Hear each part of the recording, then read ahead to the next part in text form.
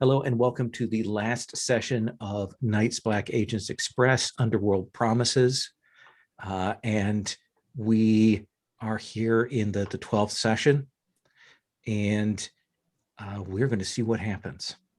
So my name is Lowell, pronouns he, him, and this is part of the Gauntlet Gaming Calendar. You can find out more about that at gauntlet-rpg.com.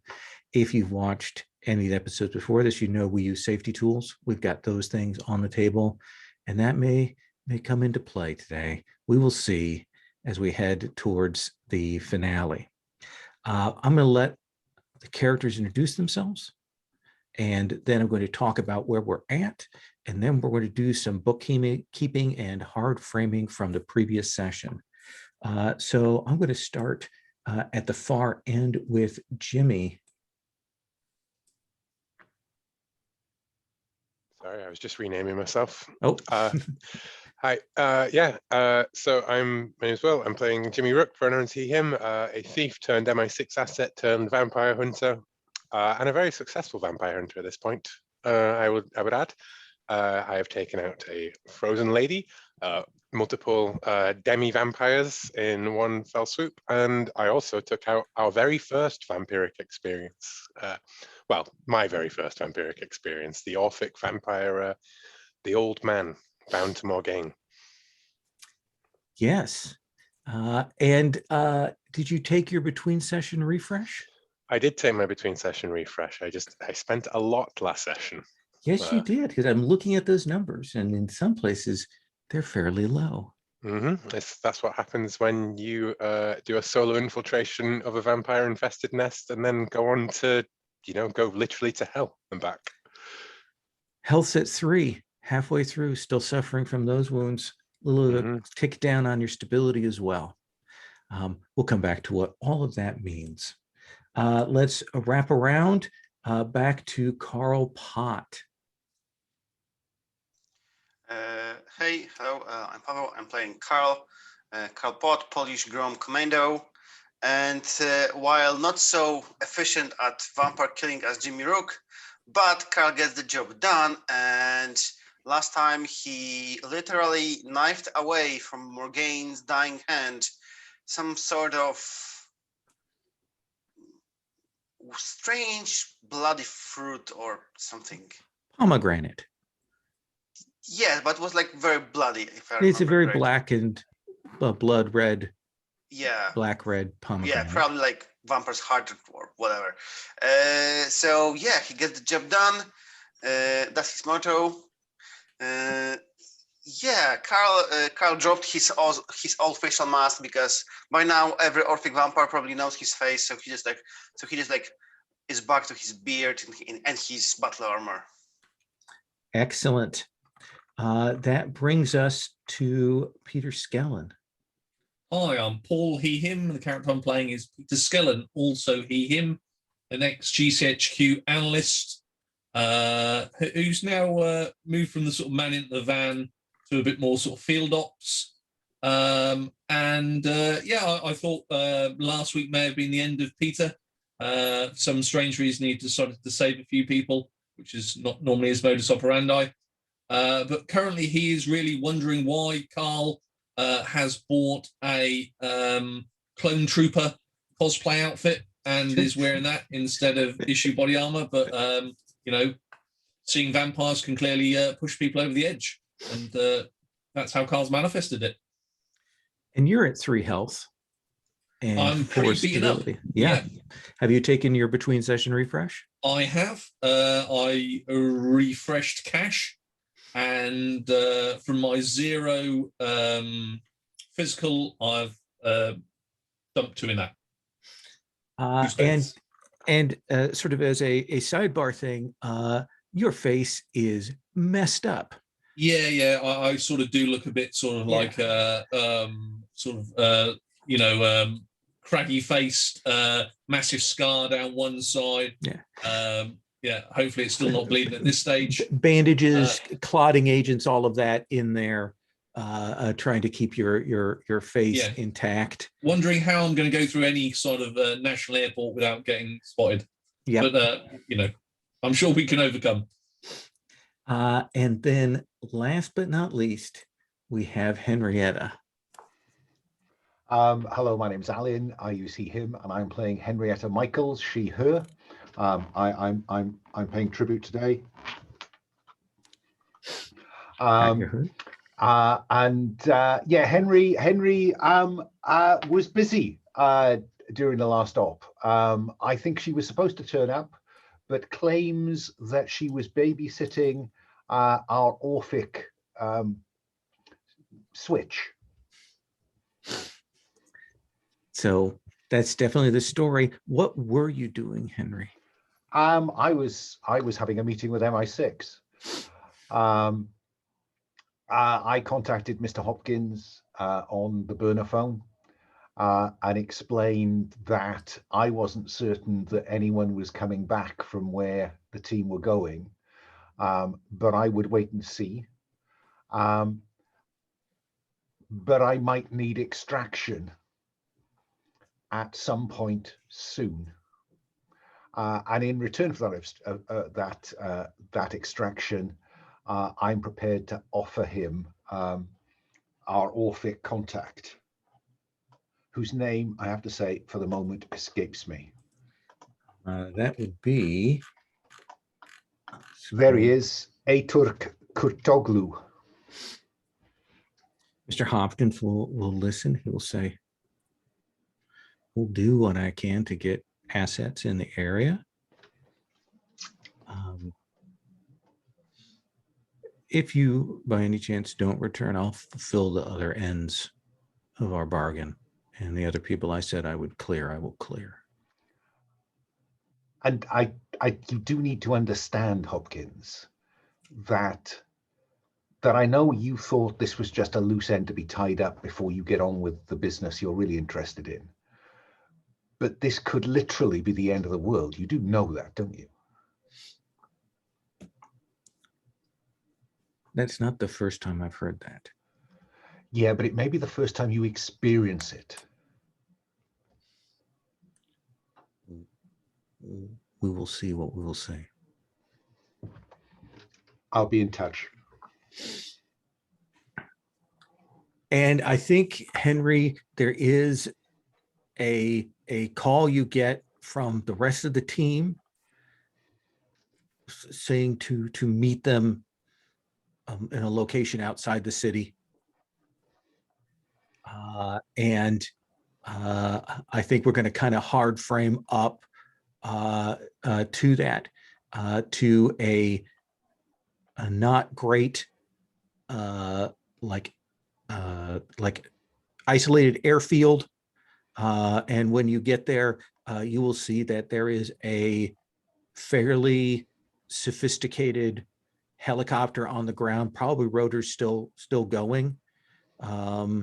And that there are a group of people, looks like a combination of Roma and Kurds, who were kidnapped, who have kind of been, are being unloaded from this. And you can see that your team is beat to hell.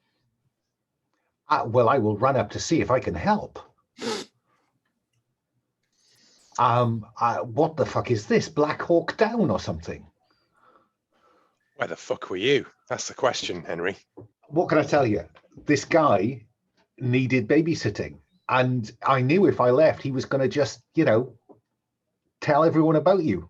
So I needed to kind of make sure he didn't. No, yeah, I was really worried about him telling everyone about us. He was prepared to try and buy his way back in with your lives, Jim.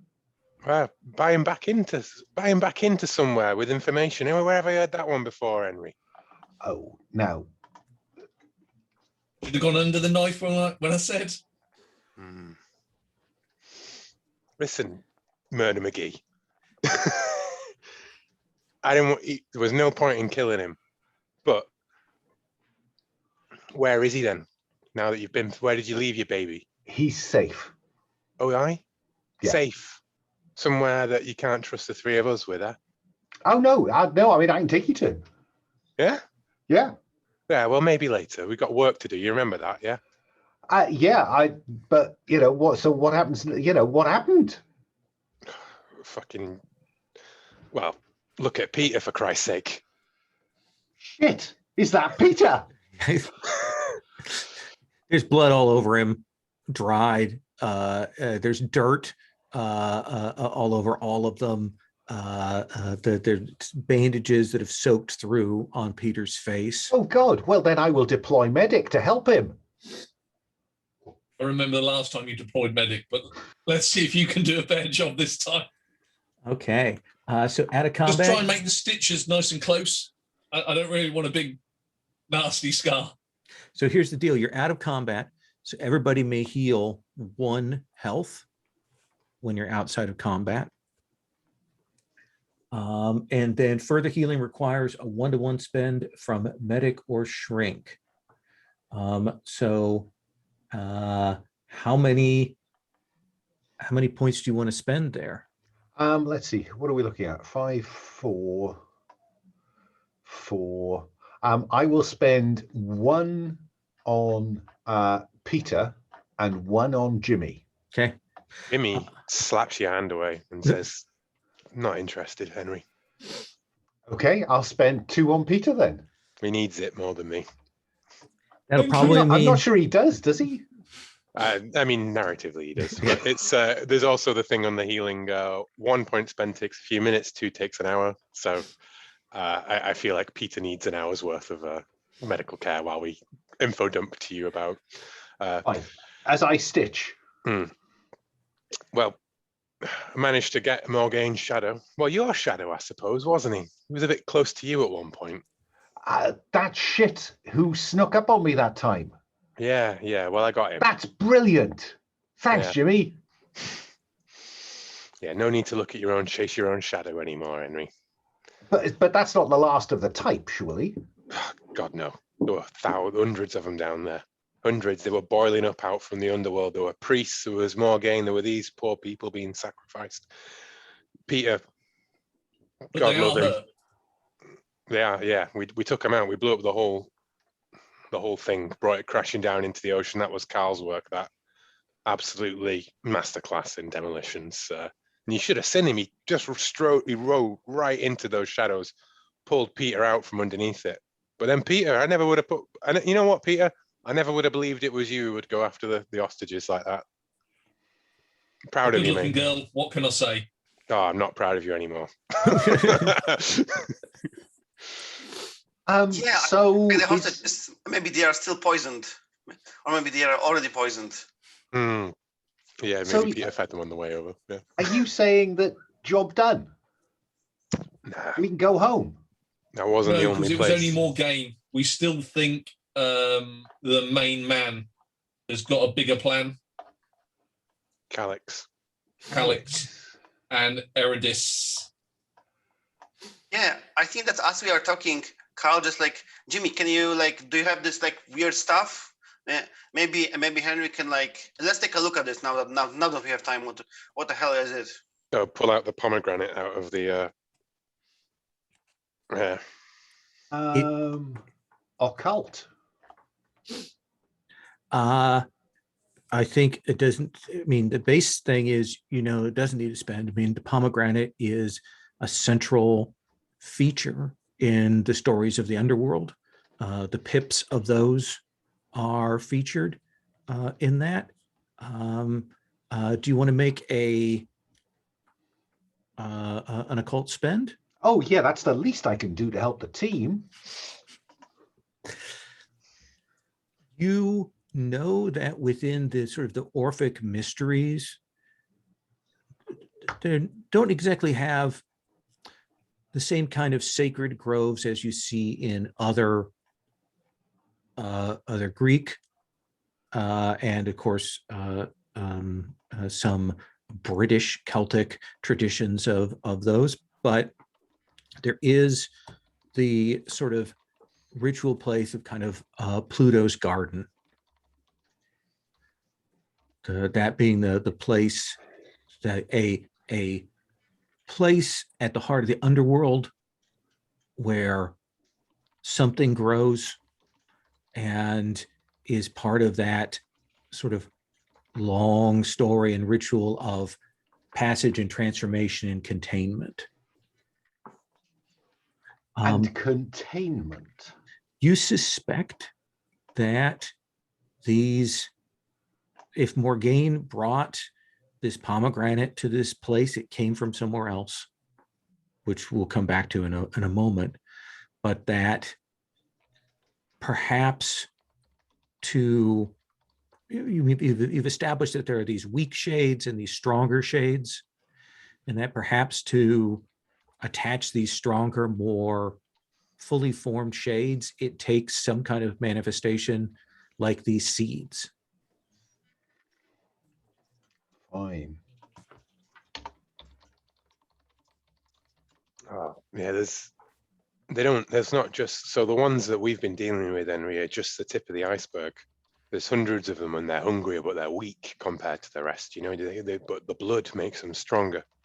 And so whatever ones we've been dealing with, they've been, I don't know, like feeding on people and being bound to them, like staying here in this mortal world. I mean, it sounds like utter bullshit when I say it out loud, but we saw it all with our own eyes. But there are hundreds and hundreds of these things, and Christ, I swear I saw Morgaine being dragged down by her own son and husband. I swear. Jesus. So there is a fucking afterlife, and it's the Greek one, apparently. What city are we nearby?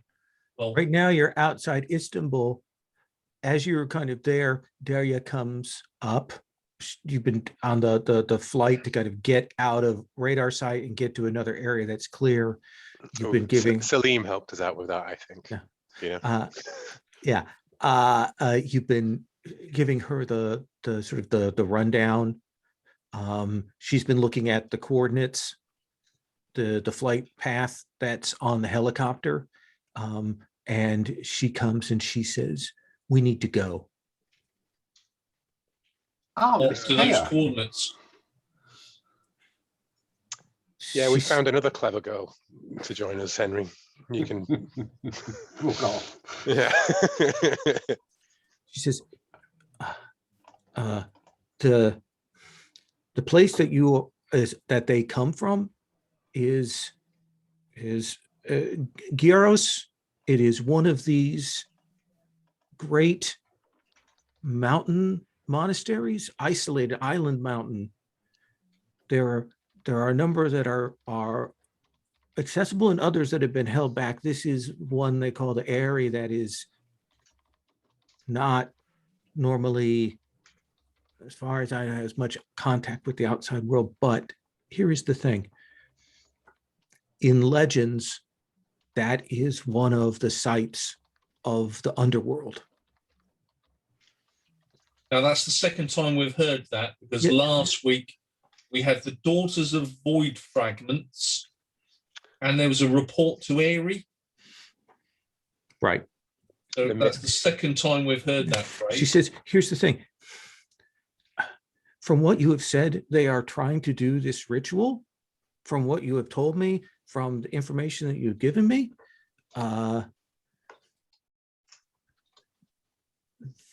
and from what they said, they were waiting for the underworld to open where they were holding us, to sacrifice us. The underworld, where the real entryway to the underworld is, moves from place to place. And it will be in Gyros in a few hours. Sounds like whack-a-mole, Jimmy.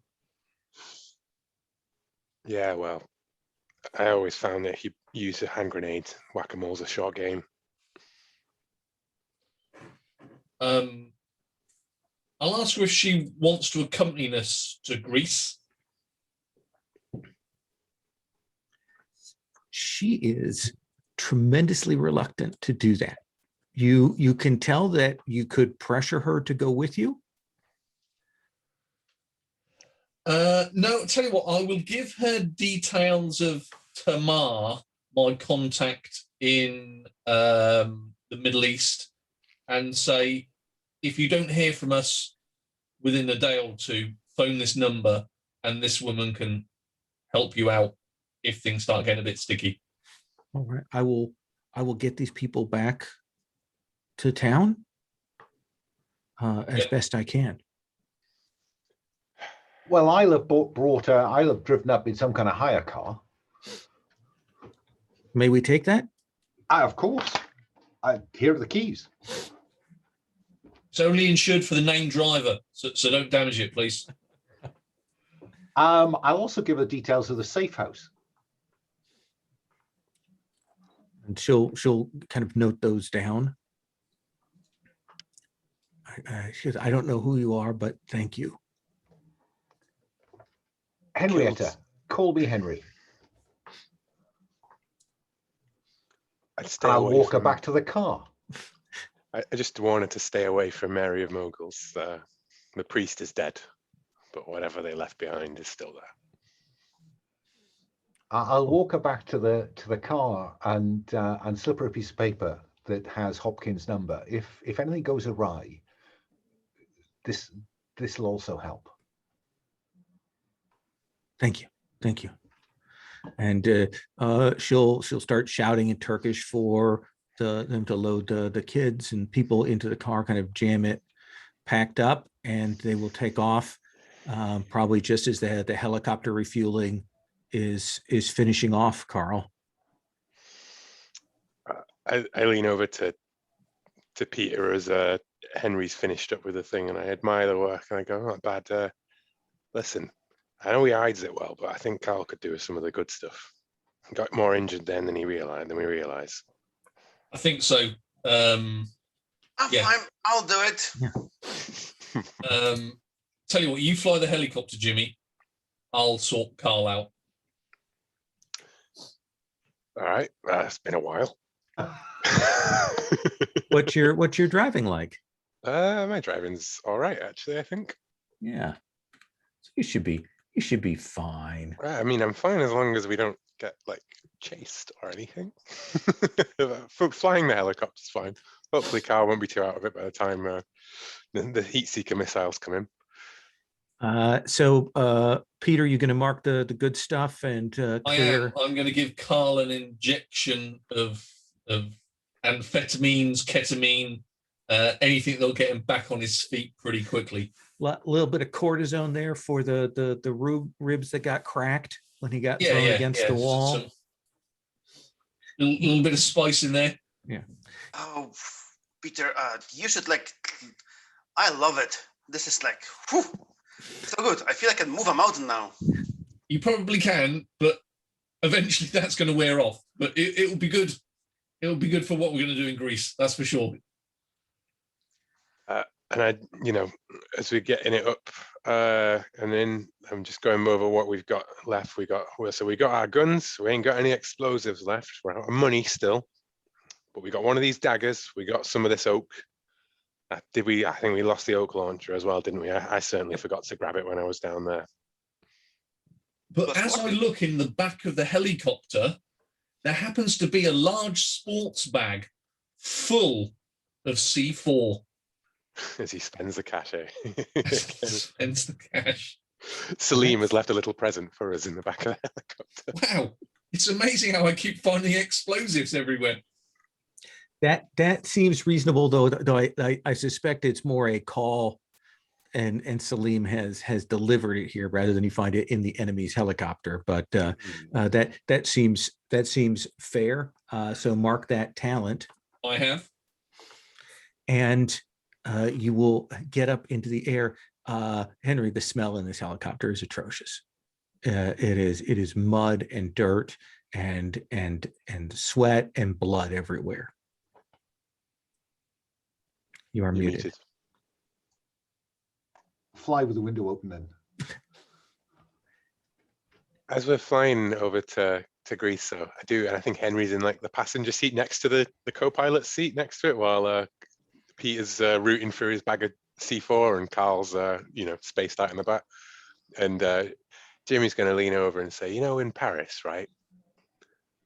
First and only thing that was on my mind when that bomb went off was getting you out of there, having your back. I hope we're on the same page still, Henry. hey, Jimmy, I owe you one for that. It went horribly pear-shaped, and I wish it hadn't. And, I'm embarrassed not to have been there for you in the last 12 hours. But I'm here now, aren't I? You're here now, for now, let's say. I mean, what's a girl to do? You have our backs like we've had yours. Yeah.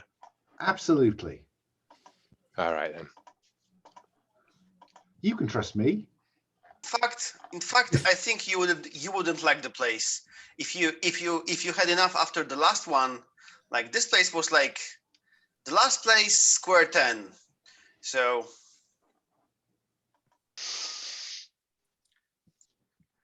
So I imagine it's a kind of quiet helicopter ride, probably interrupted by the sounds of groaning as people shift in their seats and their wounds kind of make themselves readily apparent to one another. There's some dealing out of the materials, spreading out amongst people, and then the moon kind of peeking through the clouds overhead. We see you heading over the sea. but also, as we're flying, I like really wonder, is there any way we can use this pomegranate to our advantage?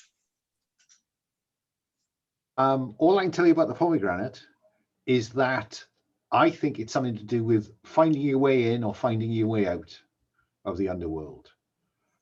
Maybe it's Go ahead.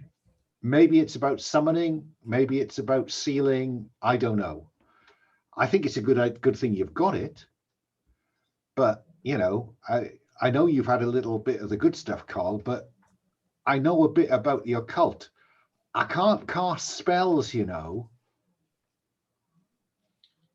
the vampires are real, and you can't cast spells. Not yet. When we get to somewhere safe and I can get a little bit of a sort of a lab going, Carl, me and you can have a look at it chemically and biologically, and we should be able to figure something out from it. Yeah, not if sure it grew we'll on have Earth, this time. we can understand it a bit. Help us. Who's carrying the pomegranate, by the way? Carl, I think he is the owner of the pomegranate. Fine. Okay. I definitely don't have it. No problem. Yeah, I think I was holding on to it, but I think that Carl is definitely the guy who's the hardest to get it from if it came down to it. So you can hold on to it. And plus, I imagine Carl's like, can I use this to do magic? So, to be or not to be? You've given him too much of that stuff, Peter. absolutely. So the light is pretty much starlight, moonlight. If you've been on the Mediterranean away from light pollution, you know what that's like, where you can see the Milky Way up in the sky, and following coordinates. And in the distance, Jimmy, you can see this monastery perched on a great jut of stone out of the Mediterranean there. We can see there are carved stone steps that go up from boat landing down below. That are just a horrible long walk up there. There are probably some ropes and things that would go down to connect to haul goods up. There are some boats tied up there.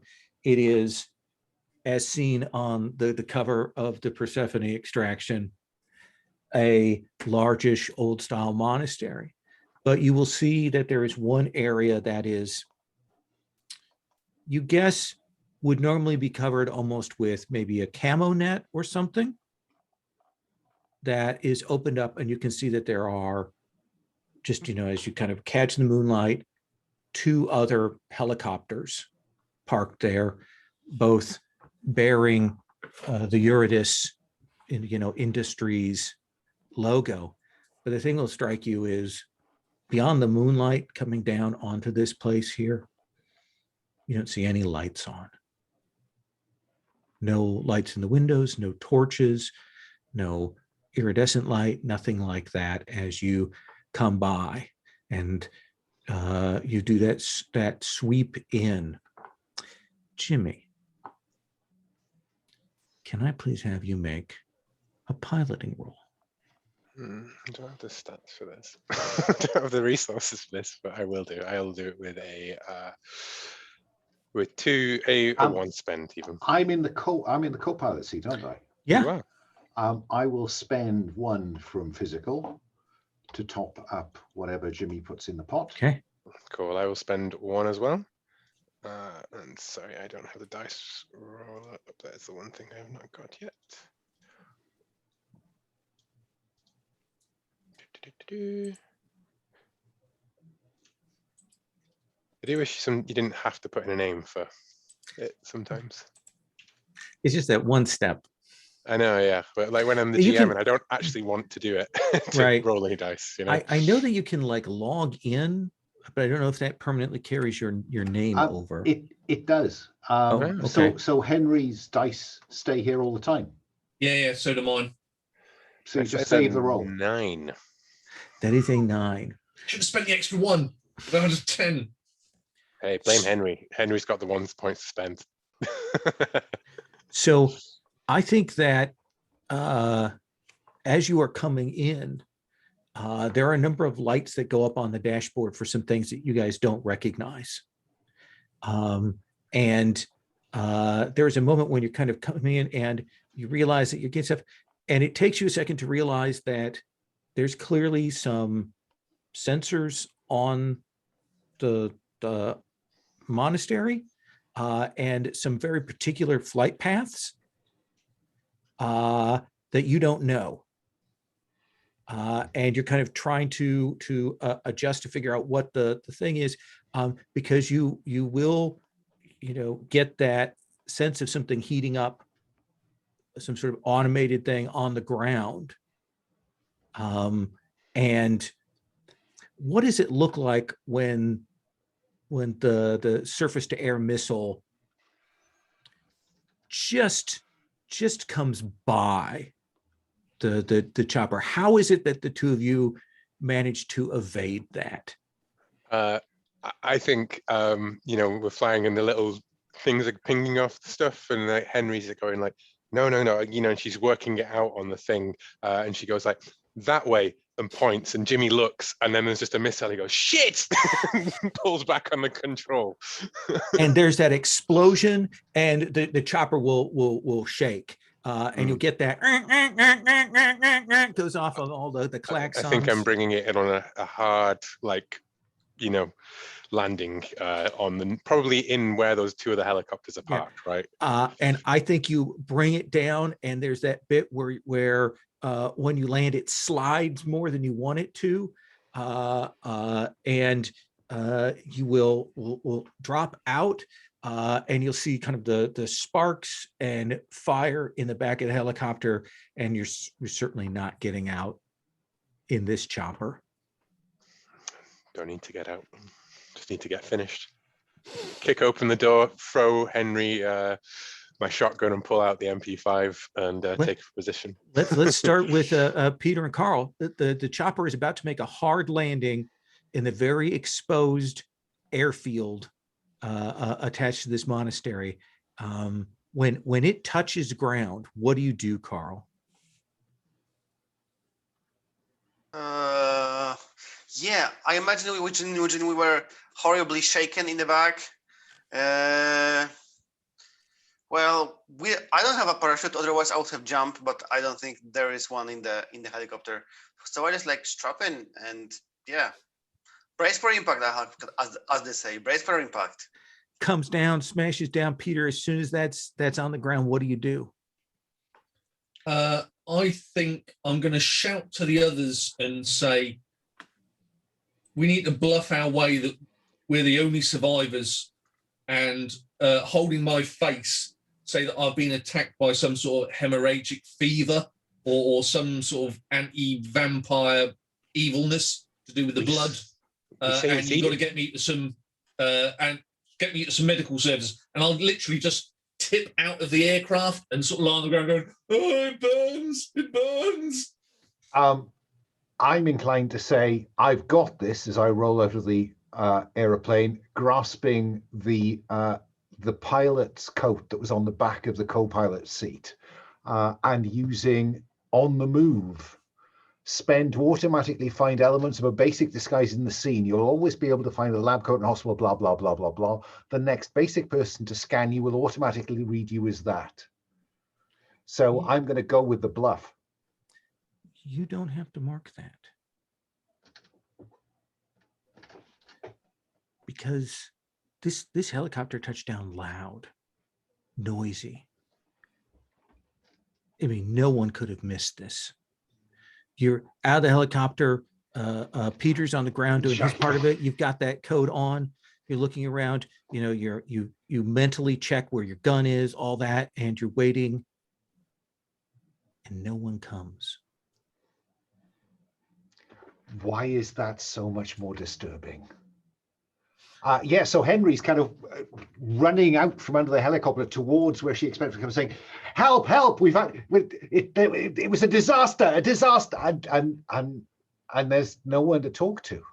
We have a very awkward moment where it's just like you're acting it, hamming it up in the middle of the thing, and then we're just watching like from the barriers, like, and then just like, don't think anyone's in, love. I turned around and say, "Oh, my face doesn't hurt anymore. Oh, that's a surprise. It's a miracle." Hallelujah. This is not good, though. If we got attacked by a surface-to-air missile, normally somebody would have to have pressed the button on that.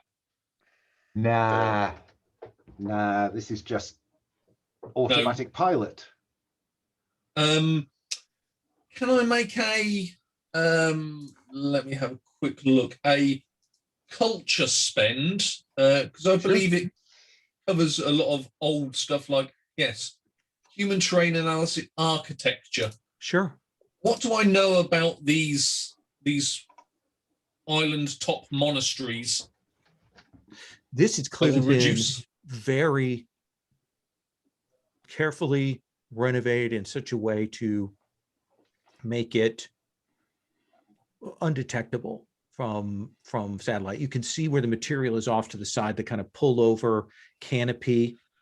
You can see where there are some modern furnishings and things like that. They've got some materials, and you can probably see the area where the surface-to-air missile came from. Not particularly sophisticated, clearly for anything that would come in short range. There's one more missile in it, but it's kind of seated there. Off to the side of this area, you can see where there are steps going up, and there are multiple levels to this place. You know that these places are built in circles, and you'll need to move through the outer circle towards the inner circle where the inner abbey would be, where access to, typically there would be cave shrines and things like that. All of that is at the center of this place. I still think the injured person is a good way in. I think it's good cover if we bump into somebody. Yeah, so sort of two people carrying me on a makeshift made out of sort of like jackets type stretcher with, you know, I can carry some sort of like larger arms without it looking super obvious, and some explosives. I crack open the helicopter and the doctor. I crack open the helicopter and get the extendable stretcher that would be inside of a helicopter. Good idea. Be expecting us, like, they know we were on them, so I think such a bluff would be good if they weren't expecting us. But we just like crashed here. Yeah, and nobody came. Yeah, that's why I think if we go in some levels and we do encounter people, it will be at least a distracting bluff until we start firing. That's my thinking. Yeah. It just buys us the jump. Yeah. Well, I tell you what, Peter, you make yourself comfy. Carl, you Oh. get that end. I'll get this. Reminds me of being sat in the van. Just don't run too quickly. Yeah. Just make sure we get this, and then shove the bulky shape of the plastic explosives underneath your body, so that now it's like right on the small of your back. And I say, and Henry, lead the way. While they're unloading and loading, I want to ring Michel Galliard, my friend in Paris. Mm-hmm. And if necessary, because of the time difference, I'd like to leave him a message that says that, Michel, this may be the last time you hear from me for a while, possibly ever. But I wanted you to know that you're the last person I called.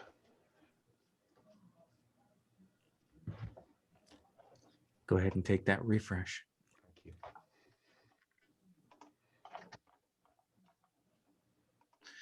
And you've made that call, and you look back, and they've got Peter loaded up on this stretcher, and Jimmy is gesturing for you to take point. And I think, Should we do yes. something about this, like last missile in the barrel, like set it up to fire at anyone approaching? Do we expect anyone else coming here, or anyone except us leaving this place? The other helicopters are intact. You don't see, I mean, it would certainly be no problem. You don't see any kind of keys or ignition things here on them. But that's a simple mechanical thing. Oh, gosh, there should be no problem taking these off from here. Yeah, we'll deal with that when we leave, of course. But however, as you mentioned, should we use it to shoot something coming down and look at it and say, well, maybe we should stop it from shooting us on our way out? Well, can I suggest we cross that bridge when we come to it with nick of time? Oh, that makes sense to me. I think all four of us have got nick of time. I've spent mine. I'm quietly amazed that you came through last time, and Carl still has a talent opened but holding. He nearly spent it. Yeah. There was a lot of back and forth on that one. It's all peer pressure. So we will see you move along. You can hear the gulls. You can hear the waves down below. You can, maybe as you look off in the distance, you see the med, and maybe you see the lights of a vessel off in the far distance. It's cool. It's cold here. And then the wind shifts, and you get that smell, that slaughterhouse charnel smell carried on the breeze here, and kind of whiffs, and it's when the wind comes from the monastery. And we'll see you heading up. Henry, it looks like these are this very old monastery, but these doors, these are much more modern. Metal reinforced doors with looks like a security lock. They stand out like a sore thumb here. Hey, Jimmy, you're up.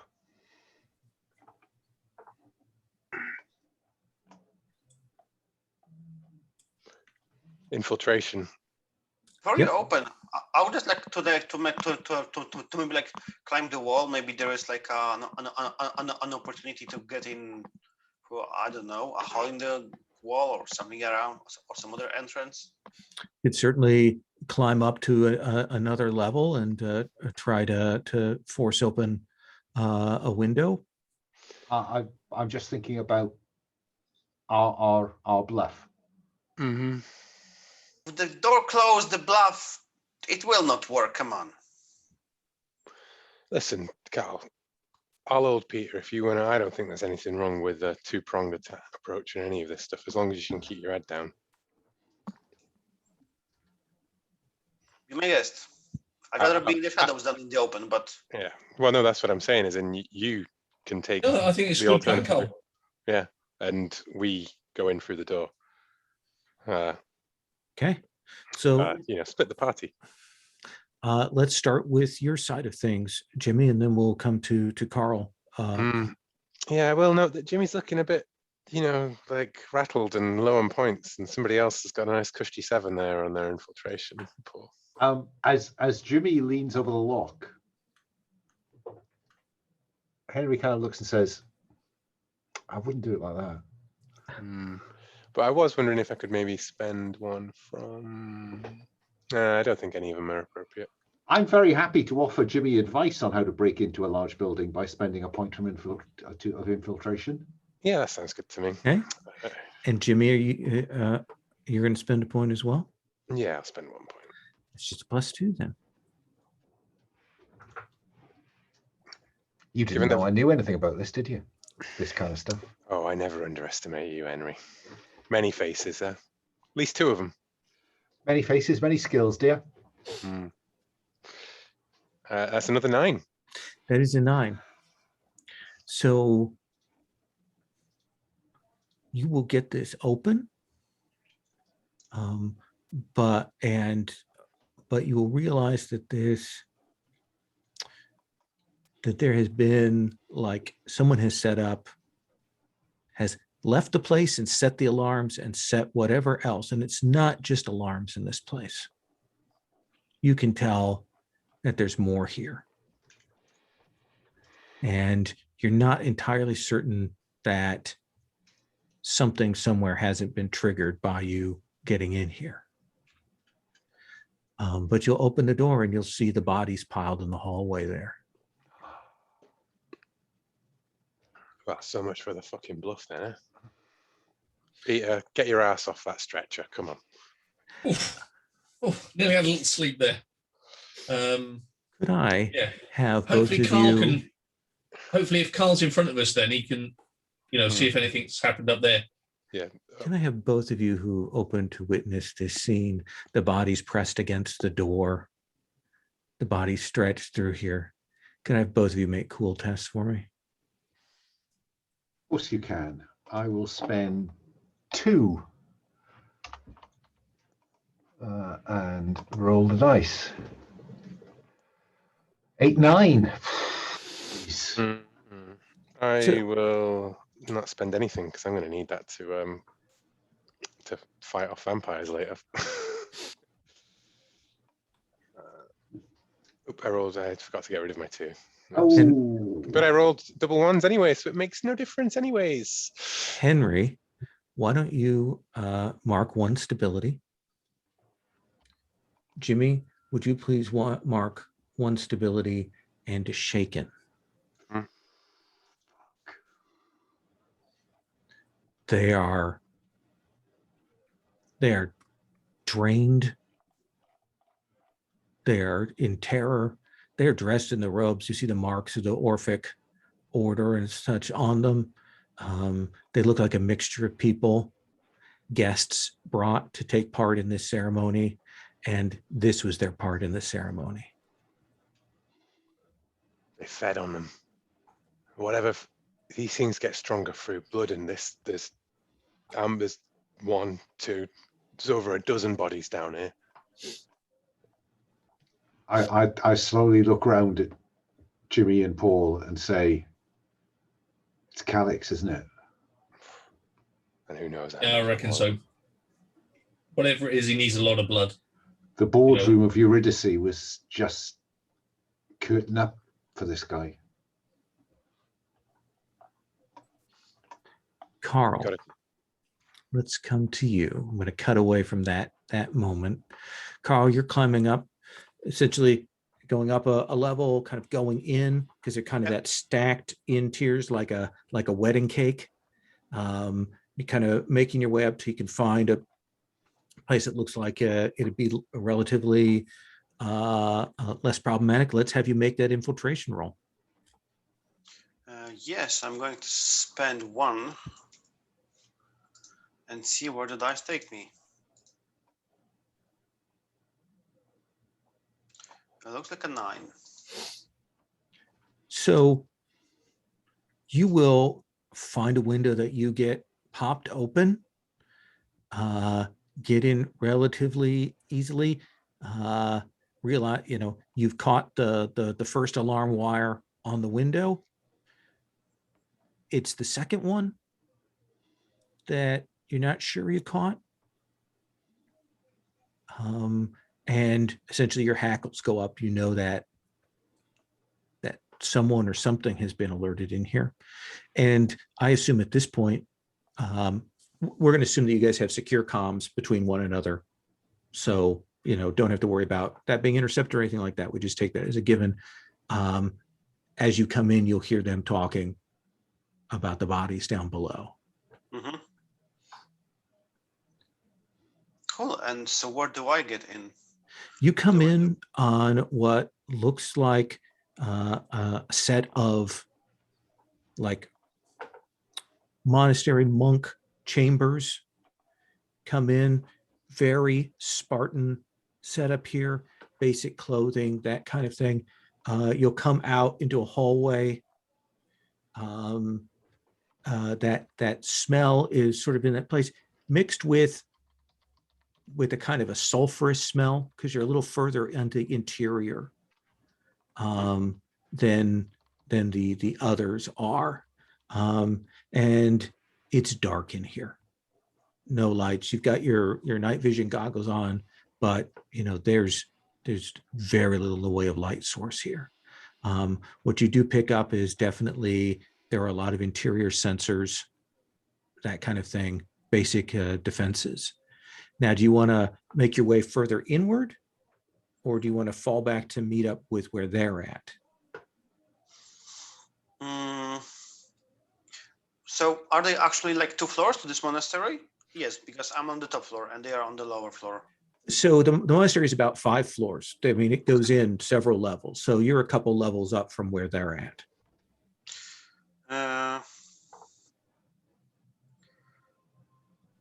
Yeah, I am. Yeah, that's an interesting thing. What do you do in here? Movement next to you. Yeah, What do you do? Yeah, I just like I look around. Like, what is this movement? Okay. Something is on you, grabbing at you. What do you do? On me, grabbing me. Is there like a something I can jump to the like lower level? Yeah, you could throw yourself back out that window. I assume you've got some rope connector, so you could drop back down. Nah, dropping out. Well, actually, if something is on me, I would like body roll toward the window and try to throw this thing off me through the window. Make a fighting roll for me. Because hopefully it will go flying. We'll see. I'm going to spend 1. Oh. 12. 12. So this guy grabs at you. You spin around and you fling him out the window, and you'll see this monk go flying out, and you'll hear that thud as he hits the rooftop below. And we're still down below, aren't we? Yeah, 1 level up from you, you hear a thunk. As where me and Henry are like gobsmacked at all these dead bodies, and then we hear a. You're on mute, Peter. Yeah, watch out. There are some people Oh, hiding. you still there?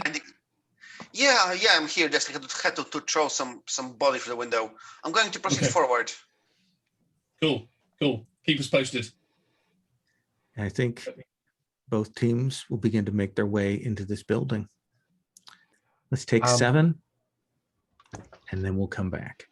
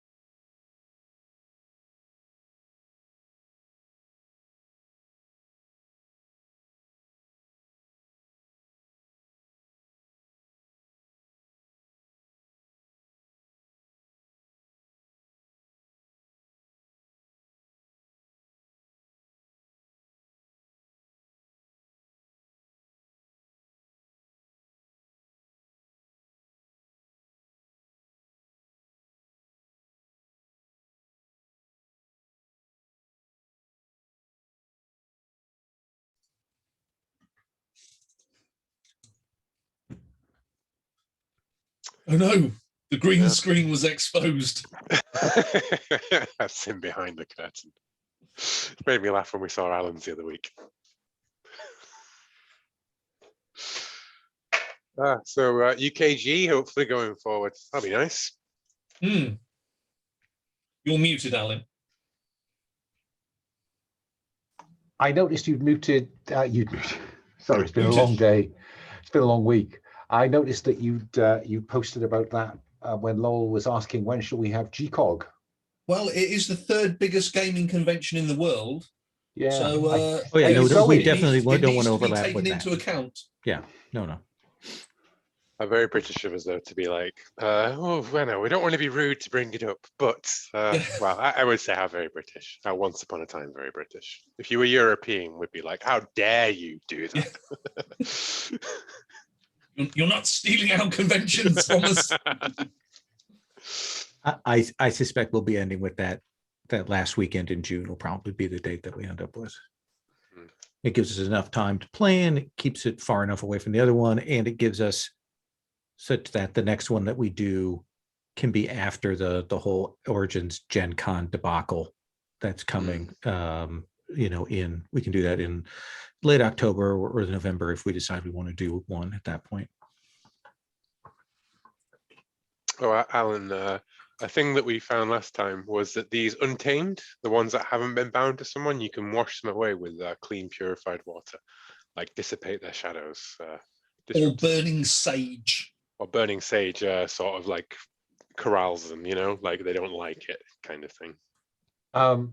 And presumably these are common on monastic Greek islands, are they? Well, no, we had a tanks full of them. We might have like one left. Or You have something, one tank of water, yeah, I would have thought so. and a big bag of flammable sage.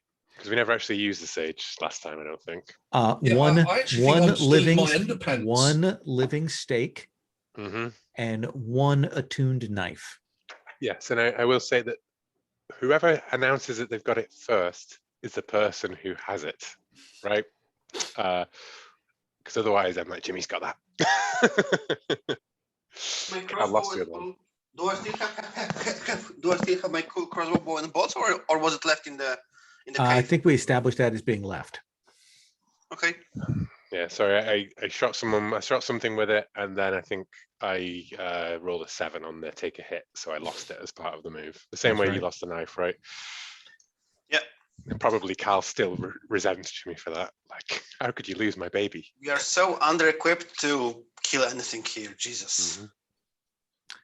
There are 2 helicopters out there. I was wondering about just crashing the helicopter straight in. If we had any resistance, I was just going to do a hard, brace. Oh, I wasn't even there. I was like, you could easily leave is what I was thinking, but I could do that. They don't really do it very well. Helicopters are not really the thing to ever fly into something. No, but hey, you use what you've got, right? And Jimmy can't leave because he's got a job to do if he's going to see Kasha again. So I think what we see here is a montage of you going through these halls. And not to be too grotesque, but this is a cult scene. This is a Jonestown scene. There are people who have been brought here to serve these Orphic mysteries, and they have been served. And as you move through, every once in a while, you'll find one who's still alive. And whatever language they have left to them, they say the equivalent of, they squeezed us. They squeezed us. And you will move through this place. Now, is there any chance of spending one of my interpersonals to get more out of that? Just because I feel like I'm not going to get a chance to use any of my interpersonals before. Absolutely. I think like what do you- flirting, you know, as in like, it's okay, I'll look after you. It's all fine, mate. No, don't worry. I know it was horrible. It was horrible what happened, but you know, it's all going to be safe now. You're one of the special ones. See, that just they went down into the heart of it and they turned everything on, all of the explosives, all of the bombs, everything. They turned them on. So is this place is it gonna blow? I didn't think that was the plan. The security, they don't care about anything up here. So there's mines up ahead, right? Yes. Mines and tripwires and guards and right. And was it Calyx? Is Calyx here? Calyx came and he brought the father. The father. Oh, him. How about the Untamed? Are they loose? No, the Untamed are below. And I say, you know, so do you have a pass or anything that will help, that would get some, you know, to get past these mines? I think at that point they barely held on. Yeah. And as he sort of like looks and grabs my hand, I just pull his fingers off and I go, well, you asked for this, didn't you, mate?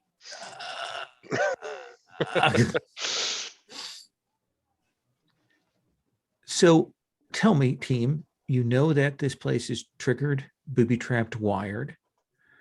Who wants to take lead on trying to clear that? We've already got a couple of ticks on the clock for that going off from the 7 to 9s on the entry roll, but you're trying to make your way deeper into the interior. I would like to spend a point of technical to build a 3-point pool for us, because Jimmy is shaken, but, you know, like paranoid almost at this point. All right. And he's very used to like looking for, you know, booby traps, wires, alarm systems and things. So his head is on a constant like swivel looking around. Then as you move, yeah. And I'd also like to spend a point of notice to develop that 3-point pool. Absolutely. You've got sort of 2 stages. One is for moving from the outer into the inner ring, and then the inner ring into the heart of the cathedral. So I tell Carl, mines, explosives, Carl, watch out, this place is rigged. We need to move down though. Try and meet up with us where you can. Yeah, roger that. Apparently no point searching the upper floor, yes. Didn't you hear voices? No? I mean, apart from the guy that I threw through the window. Oh, that was the guy that you threw out the window. Who was he talking to though? I don't know. I just like. Maybe there's still a surviving moat. Yeah, I tell you what, you say that to Jimmy and Jimmy just goes like, yeah, all right, Carl. Polish Special Forces, eh? Yep. Hangs up. As Jimmy and I make our way through this, I'm kind of giving him the side eye and kind of, are you all right? You look like I've been to hell and rattled, back. mate. Like I've been to hell and back, and I'm going back in there again, Henry. Yeah, that is how I look. Yeah. And I'm going to try and spend a point of shrink to just nudge that stability up a bit. okay. So with that action and resolution, so we're out of combat, so you can spend 1 point of shrink to give Jimmy back a point of stability. I just don't like the idea of your explosive finger being, you know, anything but steady, mate. Well, are you giving me a point of stability back or clearing my shaking condition? Well, Oh, can't do that unless he wants to spend to make a roll. Oh, I see. Do you know? I think I would spend 2 to make a roll on that. Interesting. From shrink. Okay. Let's add 2 to this dice. Let's have you roll. That is a 10. That is a 10. Jimmy, what is it about what Henry's saying, or the fact that she's saying it, that gets you to chill out? I think that Henry says something about, we'll get this done and then we'll go get her. We'll get her back. Reminds me like the reason that I'm even continuing on this mission in such a bad shape.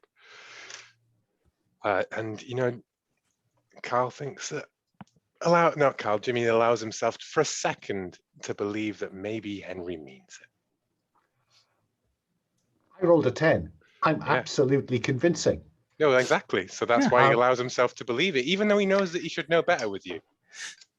Sadly, the reason I say we'll get her back is I can't remember her fucking name. Asher.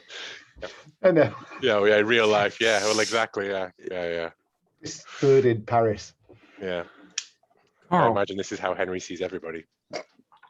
Carl, you've come in a little bit inside some of the perimeter here. So I think to get deeper in and conceivably to meet up with where they are at, essentially whatever skill you think is appropriate for dealing with traps and booby traps and things like that, I'll let you roll that with advantage. But okay, I see no point forging two paths to the target. So I think the best way, the best course of action is to climb out of the window, climb down, and just like forge one path, because there is no point forging two paths to the target. Absolutely. So I'm going to come down to them, and I can proceed from there. Okay. You'll fall back down to where they're at, have gone in. More bodies down here than up above. You kind of step past. They're stopped with Henry kind of talking with Jimmy. Seems to be something of that. Peter, what are you thinking? There seems to be some conspiratorial whispering between Henry and Jimmy, and Carl's coming up behind you. I think we see Peter sat on the bag of C4, placing various detonators into each block, and then cock and weapons, oiling the action. And he sat there in, a set of sort of camo bottoms, but they're all ripped. And he's just there in a what at some stage would have been a white vest, but it's now sort of covered in blood and oil. That's the only sort of like clothing he's now got on. And he's just sort of like getting ready for. This is clearly going to be it for, for Peter as far as he sees it. It's basically go in there and do the work. If he comes out, he's going to be a bit lucky. If Carl, not, that's it. Carl, did you ever see any of your team kind of crack like that a little bit? Do you recognize this kind of behavior, or do you just think, oh, Peter's just getting things ready? I think Carl is like a little bit close in his own bubble right now about getting the job done. So I don't think he like really pays much attention to mental state of his teammates. We are on it. You close your mind to the outside world and you press on forward. All right. Who wants to make that first roll to move through these traps? So we have pools created? 2 pools created. I think in an effort to demonstrate to Jimmy that she can be trusted, I think Henry might. Okay. So I'm going to spend all 3. That makes sense. But since you don't have explosives, so is it like are we avoiding them somehow else than disarming? That's my plan. I'm not disarming them. I want to go around them. Infiltration, mechanics, these would be appropriate. Infiltration. I rolled a 7 plus 3 is 10. So I think it is that with the info that Carl has given you, with the info that you've had so far, that you're spotting where there are weaknesses, alternate routes around. They haven't wired this up particularly well. It wasn't made, to be a death trap here, more of a fail safe. And it is a strange and windy labyrinth of a building. You'll realize that everything here is done in circles, and you do kind of wind in towards that middle. And you'll find that path that kind of opens up. Once you've got past that sort of outer shell, you move into chambers that are taller, wider. They still have that weird circular angle to them, but now you're seeing all of that Orphic decoration, the paintings of the underworld, the Greek pictures, the shadows on people, the Philemon, all of those things, all of that imagery that you've seen so far, cascaded through here, and you can tell that this is a place of power. And in some ways, the path that you follow towards the center echoes the pathway that you took to get to the center chamber of that temple, that monastery there in Istanbul. I think I'll look at the others and say 9 circles. Just wondering. Well, so we don't have to go all the way to the end of them. And Well, I think, I'm yes, just waiting for Dante to arrive and help us. or Beatrice, you'll open these doors that lead into this circular central room, almost a bit like an amphitheater, with kind of raised stone risers along the walls and a sunken floor. Temples, there's definitely the smell of blood in here. All the stonework here is stained crimson in one way or another. And it is old and has that feel of the Greek shades reaching towards you, only broken, and especially for you, Henry, because you haven't seen this before, by the fact that where there is this altarpiece in the center, that's could have been moved aside, and there is a massive safe door there set into the floor of this chamber. Even nicer than that other one, than the one at Sadakhan, Jimmy, as you approach. And right away you can see that it's rigged. Like, this is the big one. If somebody got to here and started to mess with this, this is where they put the explosives. Well, I cracked the one in Sadakhan. Guess it's time to crack the one here as well. Can I spend my 3-point pool of notice on that to have noticed exactly all of the wires and the complications for it? That's why you made the pool. Mm-hmm. Let me get a good, clean, neat roll for once. Nope, of course not. That's a 6.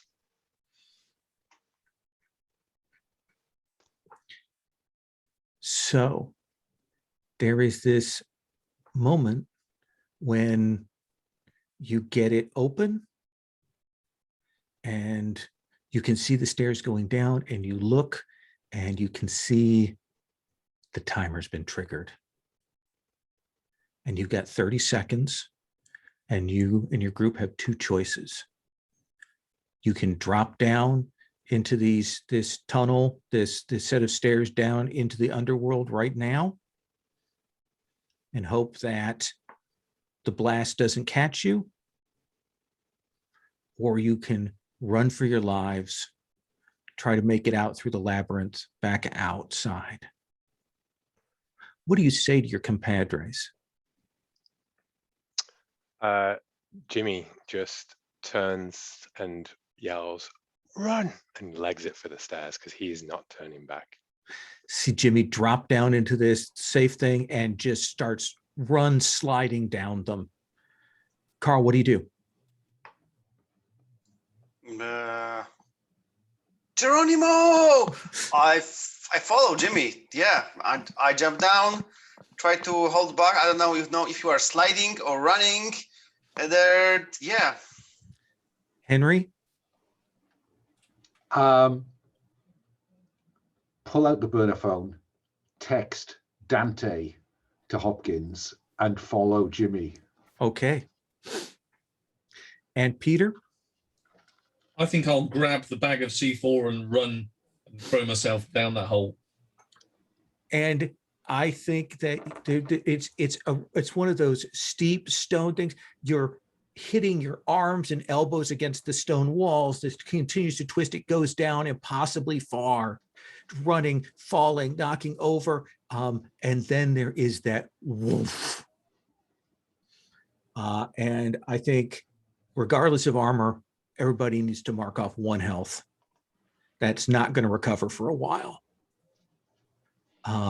As the sheer explosion pressure of the temple upstairs going up just blast that down, and you're knocked by this wave downwards. Ears ringing, blacked out, to that kind of smoke and haze. And you know that there's 16 tons of building up on top of the entryway above.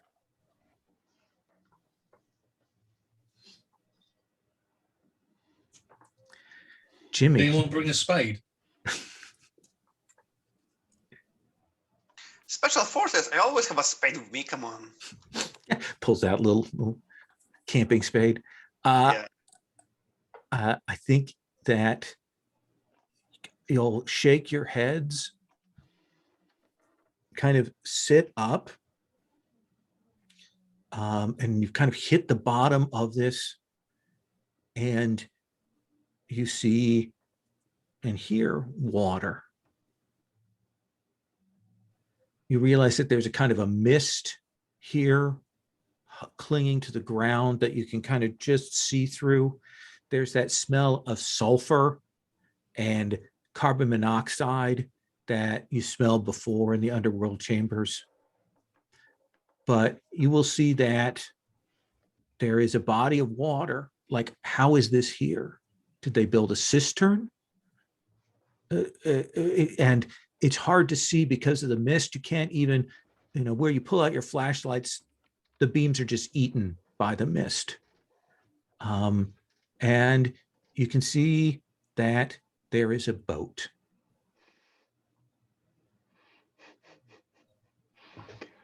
I have to ask if there is a hooded figure on the boat. Not yet. It is big enough for 6 people. There are 4 of you, so you have a little bit of room. And there is a pole.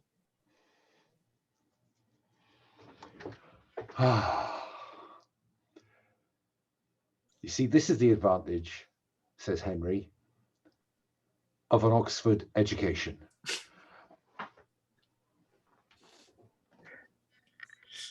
I mean, the advantage of the education is that you know how to row. They have those like flat Punts. boats rafts that you punt along the bottom of the river in Right. Oxford. Do you need like PhD to use No. boat? Is it so complicated? Well, I think at this stage I should shoot Henry because Henry said Oxford, and I'm sure it's Cambridge. So therefore, she must be a spy. Are there punts in Oxford? I think Yeah. you're right. I think isn't it Yeah. Cambridge? No, it's No, Cambridge. They both got it. They both have punts. punts. They Oh, both have God. punts. Okay. The difference is that you punch off the front of an Oxford punt and you punt off the back of a Cambridge punt. Well, there we go.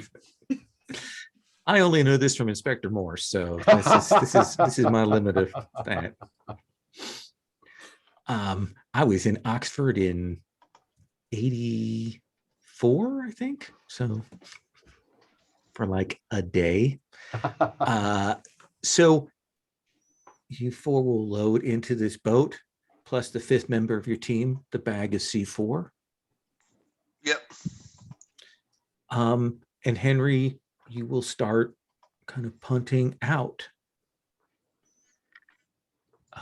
And again, you'll feel that sort of loss of sense of distance, loss of sense of space here. But at some point, all of you need to pull out your gas masks again and start using what oxygen is left in those, because you'll feel that lightheadedness.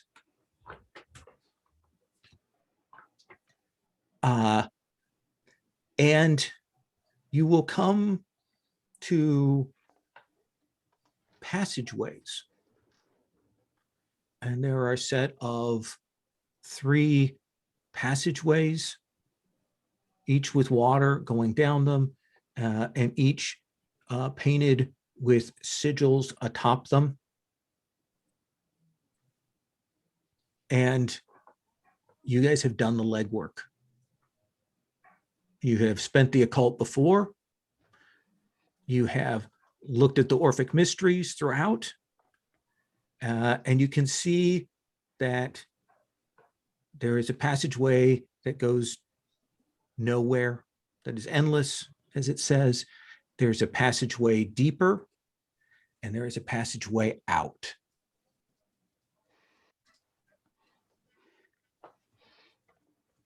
Henry turns round and probably looks at Jimmy and says, "Don't tell me." Only one way to go on the river Styx, Henry. Deeper it is then. We all go there in the end. And you will go down this passageway. Now you can kind of see the stone around you. But the thing that will strike you is as you go along, the ceiling gets lower and lower, to the point where it comes down and you're actually having to kind of crouch in the boat. And you don't need to punt anymore because the current has you now. But you're all kind of pressed down in this. And now that smoke and that haze and that fog is in the boat. As you come out into a wider area. And Jimmy, let's start with you, shall we? Because I've been rolling so well this session, yes. Yeah, you have. You have been a delight and a gift to me in every scene. You will realize that the scene has shifted, that you're somewhere else. There's maybe that unsteadiness of being on the boat still, like that feeling of rocking, but you will look down and you will see that there is a lyre in your hand. It has that sort of tortoiseshell look to it, the strings on it. It's held there. And you can see that in front of you, there is a river of low burning fire. You can see that other rivers meet where it's at, and where they meet, you can see a scene. In the distance, you can maybe make out that there are fields at the edges, ghostly flowers, but that scene draws your eyes because you see a bed, you see a bedroom. You can even maybe hear the sounds of Berlin out beyond that window, and you see Kasia, and you see Lucy, and you see Lucy moving towards the bed. The fangs are out, and she's walking towards that. And it's not even a sense of like being a predator. Maybe just they don't have motivations. They get impatient. And she's moving towards Kasia. What do you do? I mean, I think in character, I have to say that so I'm on the boat, and there's like the river of fire. You're not even sure if you're on a boat. You're standing, there's this burning river before you, there's other waters meeting, and there's that scene out there. You don't see your friends or hear them anymore, even if they were your friends. They're not here now, and that's what matters, right? When I need them. And I go for the gun that's now transformed into a lyre in my hand, and I just run for the scene that I can see before me. I need you to make an athletics test. Okay. You know what? It's a terrible idea to do, but I think Jimmy would go big on trying to save his key contact. So let's do that with the +3 again, the last of my physical pool. A 9. I cannot roll over a 10. So you leap into this. You catch yourself in your water. You move up there, and you pull her away. You push her away, and you feel that lyre like it's in your hands. You can feel that as you kind of push this monster away. And Kasia says, "Thank you, but it was too late." And we'll come back to you in a second. Let's come to Peter. As you come out of that chamber into this space, that fog around you, and now it has changed. You're still sort of squatted, seated, and you realize that something has your arm. You can't quite see because you can't quite turn your head. Your face just really still hurts, but you can tell that your arm is in the mouth of something. And you will see fire, burning trees, fields that smoke, and you will see that there is a cage, not unlike the cage that you saw before. And you see there are people in there, and you see that the cage is sliding down into this pit, and you can see those hungry ghosts reaching up for them, reaching to swallow them. What do you do? Well, I think I really got to get this thing off my hands so I can try and go and save them. But in the meantime, I'm going to start shouting, break free! Don't let them grab you! You scream that, it will echo across, and as your voice kind of reaches them, they see you and are crying to you, and you can see their hands coming out of the cage towards you as it slides, and you realize you are stuck in this thing. Just I'd like to try and rip free. How much do you want to rip free? I'd be willing to probably dislocate my arm. Let's have you make an athletics or a cool test.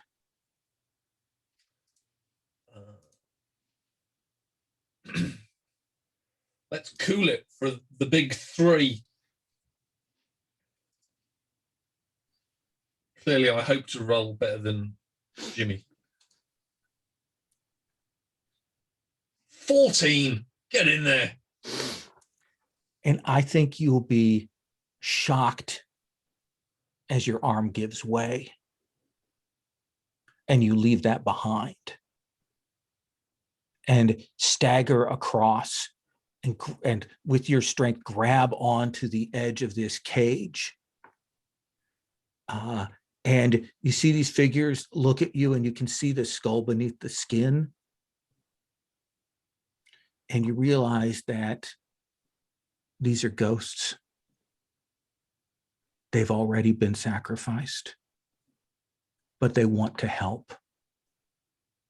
And you will see one of them reaches out from within and presses this amphora, almost stone carven thing into your one good hand. Like you have to let go of the cage and let it give way to take this thing. But they push it into your hand.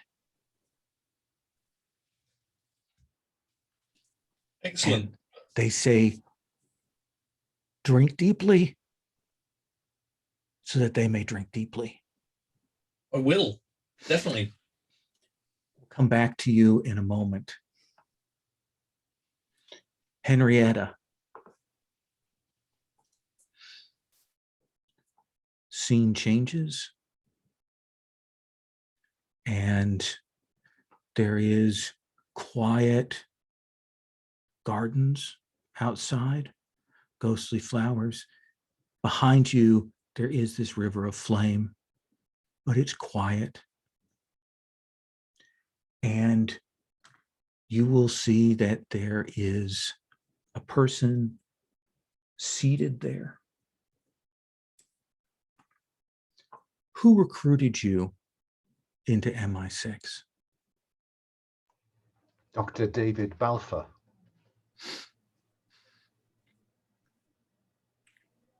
Dr. Balfour is seated there, and he is larger and more looming than you remember. And he says, Henry.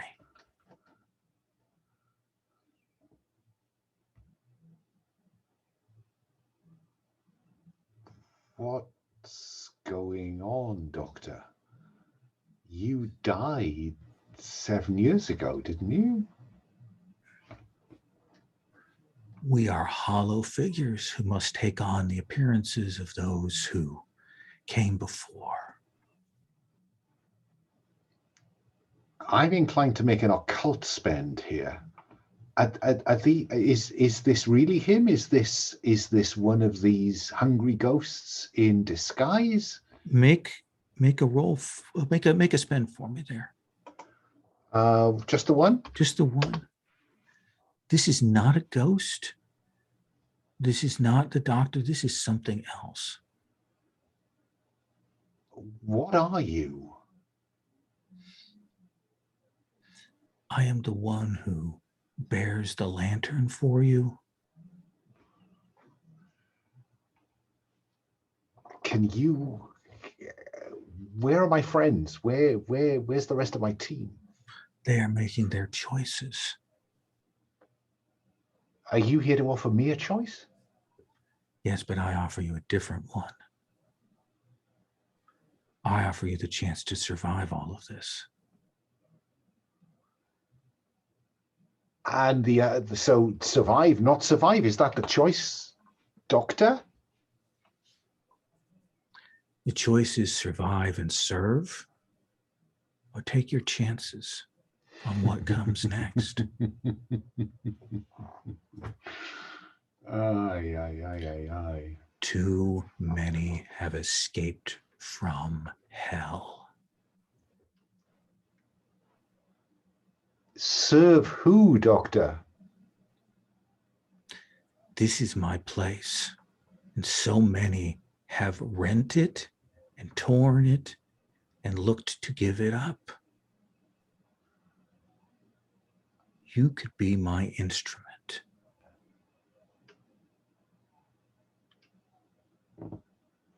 Oh, yes, then.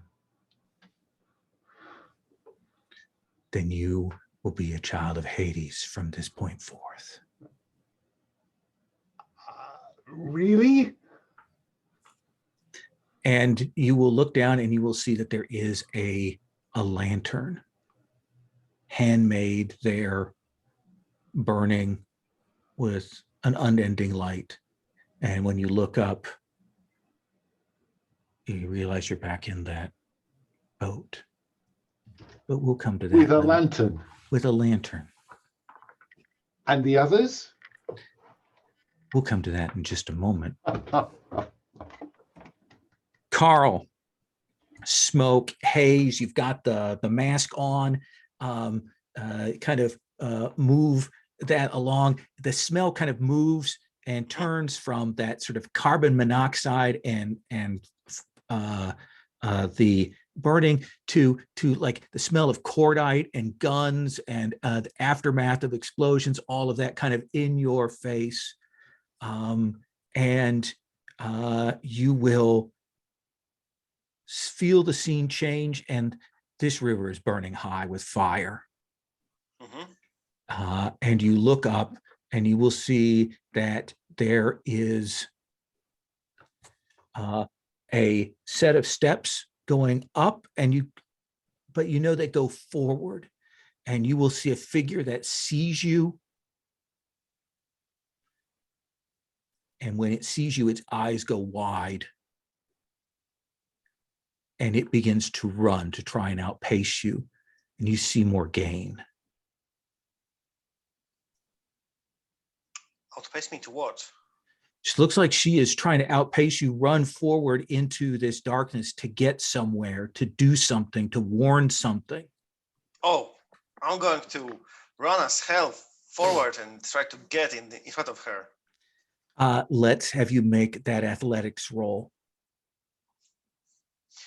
Yeah, I'm going to spend a whole one.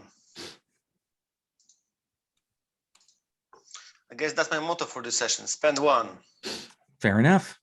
It's a 9. It is a 9. So I think you will throw yourself out into this water to catch up behind, and you will feel those flames burn you.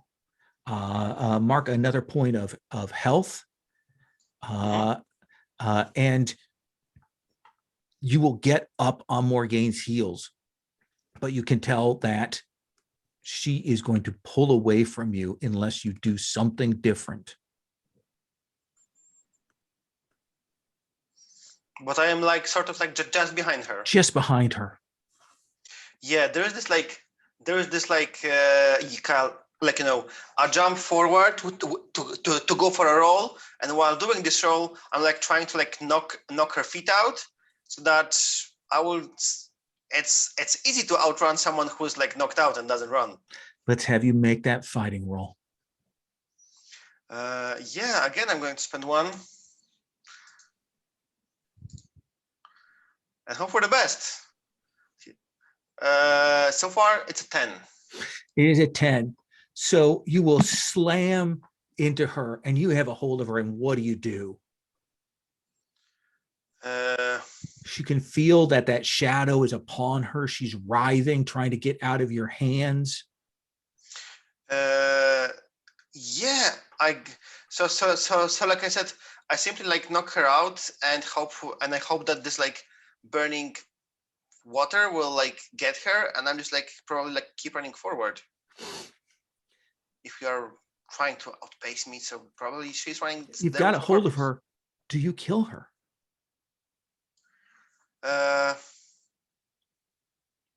Yes, like she was like not a very good person, even though they like bought her with like good wishes, but yeah. There is that brief where you have that moment of thinking it through, but it's not hesitation, it's not mercy. And I think there is that snap of the neck, professionally done. And you kind of step away, empty-handed, but back at the boat. And there is that moment of disorientation when all of you realize that you're back in this boat, and you can see a glow coming from up ahead. All of you are sodden. All of you have gone into the water and gotten back up somehow, but you will see a glow, the water, and a cave up ahead, and you will hear the chanting. And that's what we're going to take up in 5 minutes.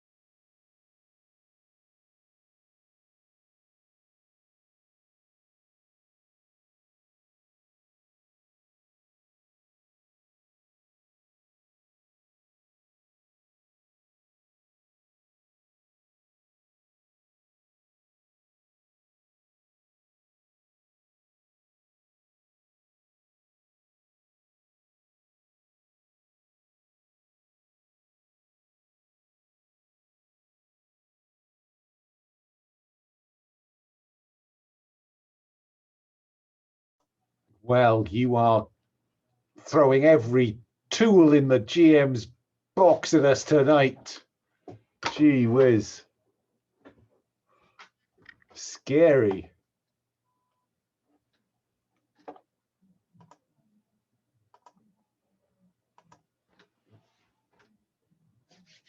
Some low percentages left on some characters here.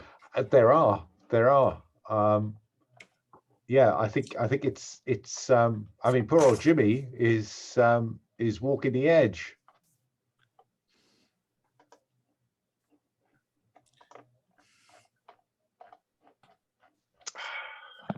How you doing, Jimmy? No, it's a hard one for Jimmy, isn't it? So presumably you can't call on that key contact at this point. I already did that earlier in the this series. Yeah, but you know, these are what happens to the character, I suppose, when he one of us has to go through hell. You know, metaphorically as well as physically. I very much enjoy Henry saying yes. I was so happy he said yes to that. The redeem Zach Pal route, I think, if that rings a bell. I think Henry wants to serve. I'm It's why getting that. she's in 6. It's why she wants to go home to 6. There's a thing from Dracula dossier that I don't want to say and spoil, so I'm not going to. I very much enjoy this like whole Greek voyage thing and the this whole side of it, you know, like the weird Greek vampires are an interesting take on the whole thing, and I like the interaction with the other vampires. I actually think when you have a chance to sit down and read, you know, because I am giving you the kind of the shortened version of that. When you have a chance to read through, you'll really see the stuff that's available there. All right, let me finish my coffee here. You're simply toying with us now. Toying with us. It's already a little cold, so I want to make sure I get it finished here. This is my Illuminati cup that I've had. I've forgotten about my tea. It's yeah, gone it's stone cold.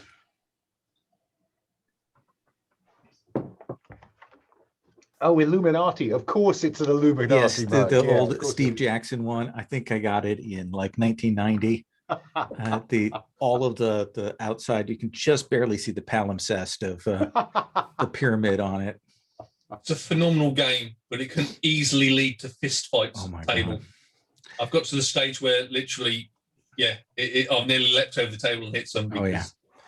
You just do people over all the time. It's horrible. So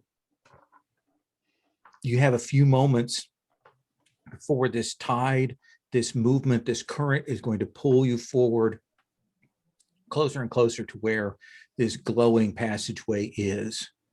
So I just want to know if anyone says anything or does anything before you have no choice. Peter? Yeah, I'm going to turn around and say, did anybody see those ghosts? Jimmy doesn't say anything, he just reloads his gun and cocks it.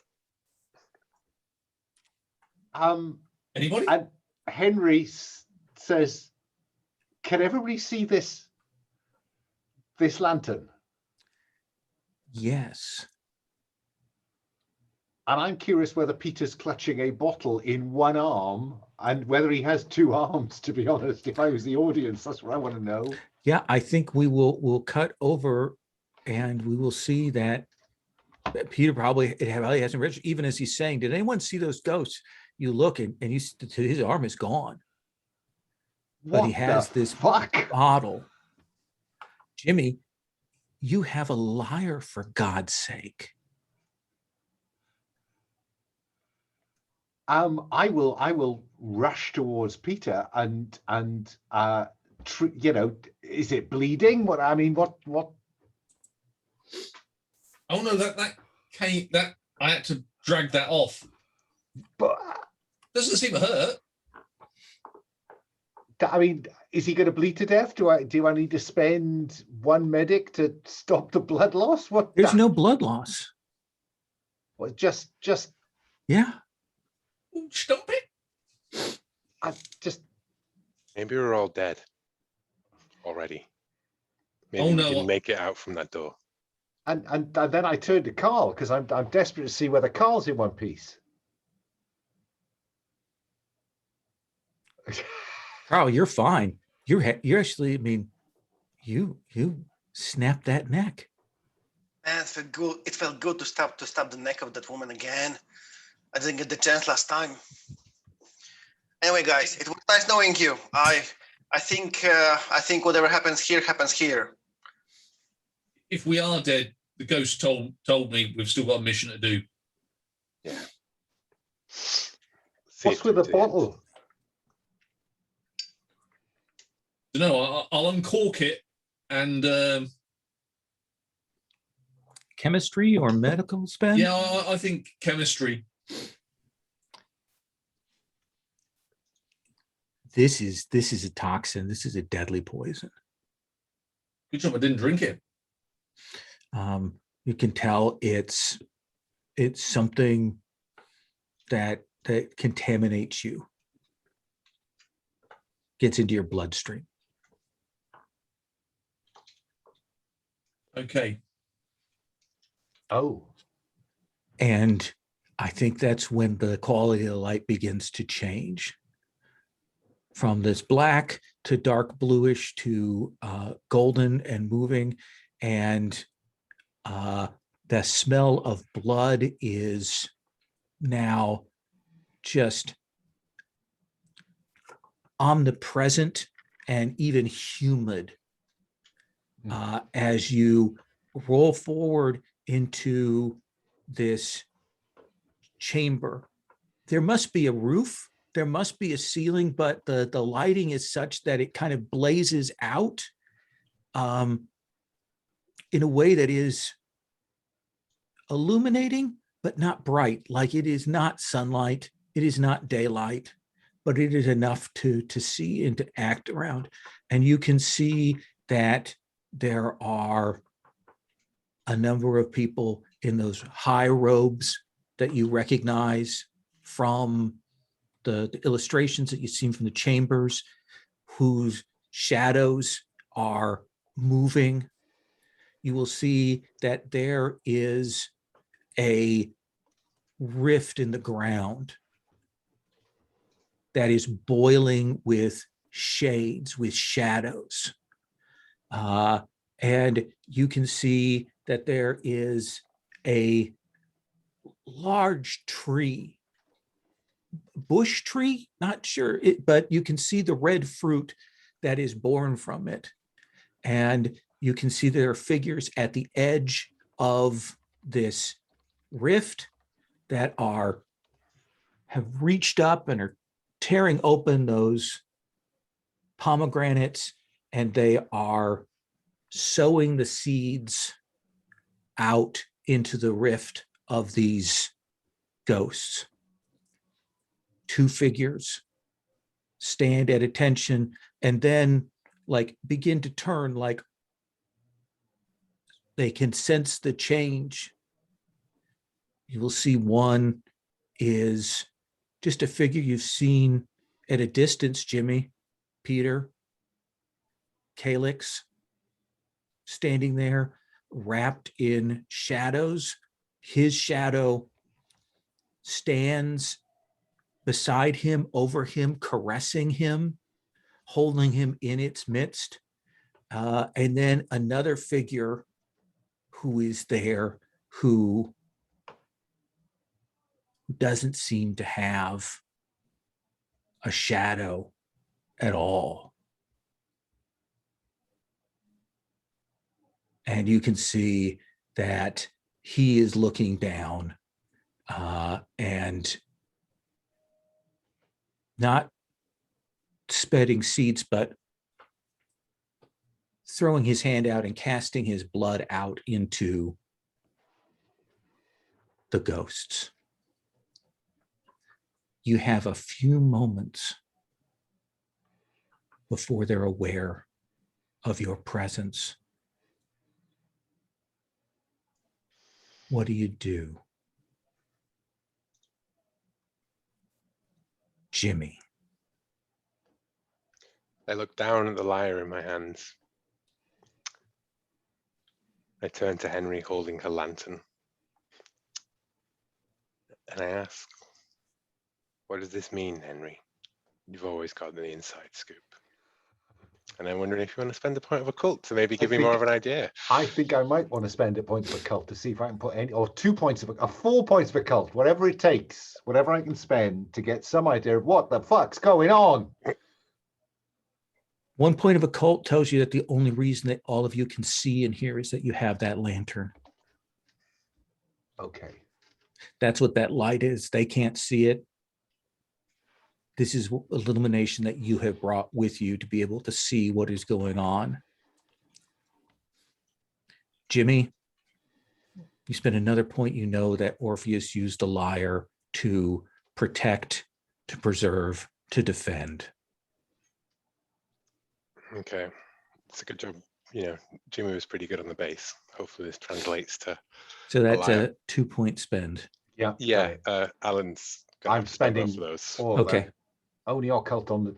I'm kind of looking at this poison. I'm hoping that this doesn't mean that somebody has to drink the poison so that Calyx can drink their blood or something. Oh, well, I guess you don't need to make that a cult spend then. I mean, Jimmy's got someone to kill at the end of this if he makes it out, so he's not going to do it. Oh, friggy fuck bums. Right. I think that someone is going to have to drink it, spill some blood, and draw Calyx's master to them. Jimmy, what are you doing?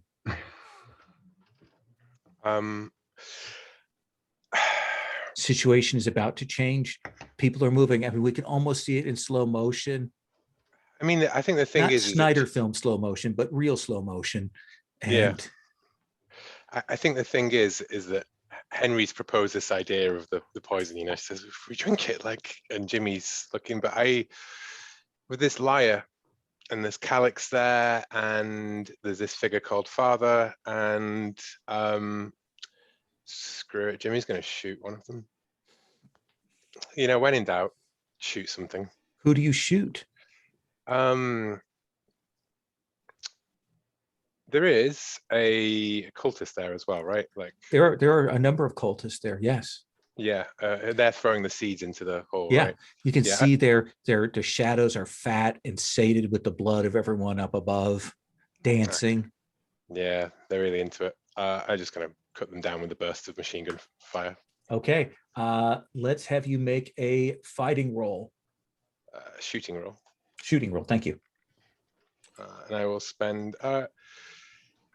Right Can I, now, build a the pool of- edge is not in play on either side, but I am going to say, given the round of surprise, I think I'm going to give you combat against an equal foe. Okay. Can I spend? You know what? I'll just spend 2 of my things. But I would like to also give myself a 3-point pool in with my vampirology, using everything that I know about everything that we fought so far to give me Absolutely. a boost on doing any of this. So that's 2 from my shooting pool.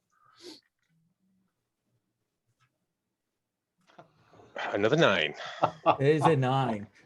So deal harm to your foe. So essentially, you plug a couple of them there. You can deal more harm, suffer no harm, take or give advantage forward, shift the edge a tick, or reposition the conflict or something else. I think if I deal more harm, then I think I'm going to effectively take out these guys, right? Like You're going to take out a couple of them, yeah. Okay. Yeah, screw it. You know, I think that's where Jimmy's at the moment. Kind of he's just off the boat, machine gun up. Yeah. I think it's lyre in one hand and then like steadied MP5 like tucked up, and then when that run like clicks dry, he just tosses it aside and pulls out a handgun and then just bang, bang, bang, bang. And I think you'll knock these 2 down, but again, some of these shadows are so fast, and one of them just rips off of one of them and is on you where you are at, and you're going to suffer harm. You're going to suffer 2 harm.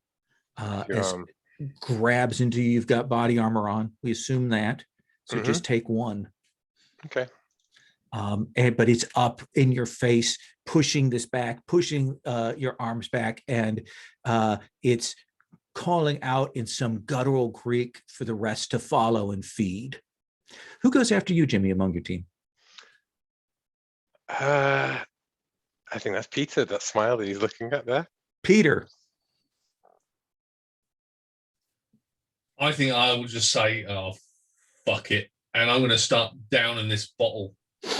And I'll just say to the others, just cover me. Give me enough time to get to Calyx. I'm dead already. Katrina, what does it taste like? I think it tastes like cough medicine. It's like that sort of sticky, sort of false fruit Pomegranate flavor. Pomegranate, Robitussin kind of catches in your throat, the gag reflex. But then of its own accord, it pulls itself down your throat. And you can feel it like bloom inside of you. And you're going to try and rush past this wave of these shades coming towards you. Give us cover. That feels like athletics. I will spend 3 points. I would like to. Oh no, he's spending 3. That's okay. Oh, rotting pomegranate. Ugh. 15.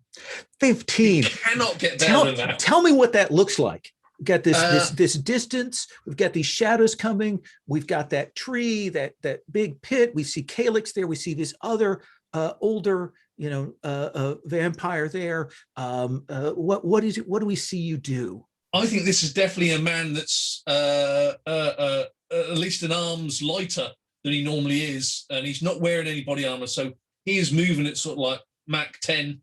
And I think we do see things swiping for him, but every time it's as if they're grabbing something that's not there. Every time they land a hand sort of on where my arm would be, and there's just nothing there for these people to. It's as if they can see it, but it's physically not there. As I go hell-bent for leather towards Calyx. And you will move up, and you can hear even more than that other place. Now you can feel that this underworld is open, that it is fed, that the seeds are there. But you will stumble up close by. We will come back to you in just a moment. But who goes after you amongst your crew? Let's have a bit more action. Let's have Carl. Carl, you see Jimmy light up some of these cultists, get swarmed by these vampires. You see Peter run, downing this thing, charging through like a linebacker in the real game of football. Sorry. And charging up to get to these two clearly senior figures by this aged, this pomegranate bush tree, Pluto's garden up there, and the rift. What do you do?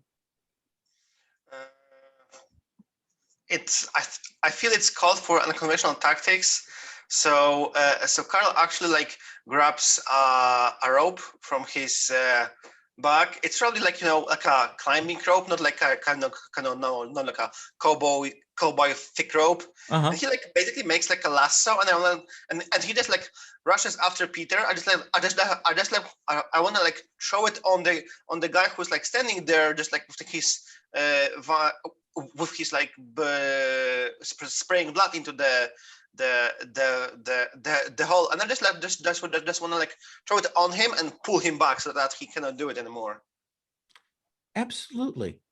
Let's have you make that roll. What do you think the roll is to lasso Dracula?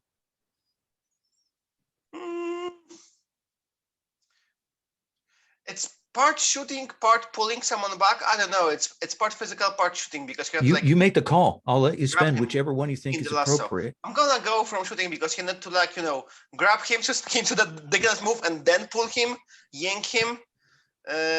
So yeah, I'm spending 2 because why not?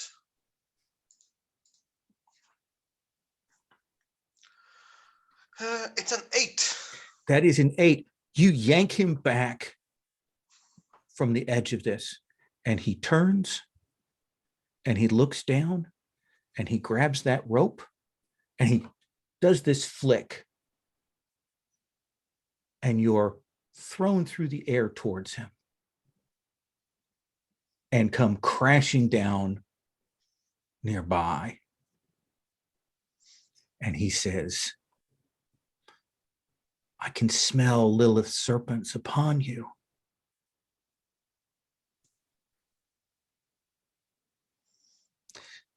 Alan, what are you going to do, Henry? I am going to run towards Dracula, brandishing the lantern saying, "Begone in the name of Hades." And then I'd like to mark nick of time to remind us all that whoever had the dagger, I took it. Absolutely. So this is a fight roll? Yeah, I'm wondering whether there's any possibility of developing a pool with flirting to have him simply shocked. It has been some time since someone screamed at Dracula, "Begone, foul creature of the night." Make that spend.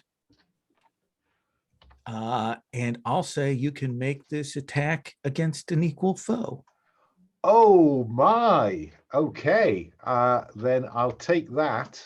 Particularly because his attention is sort of on Carl at this moment.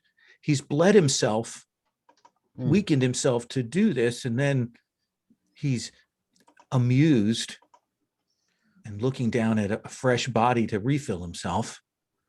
And then you come charging up with this lantern that, let's have you roll. I'm spending 3 from physical.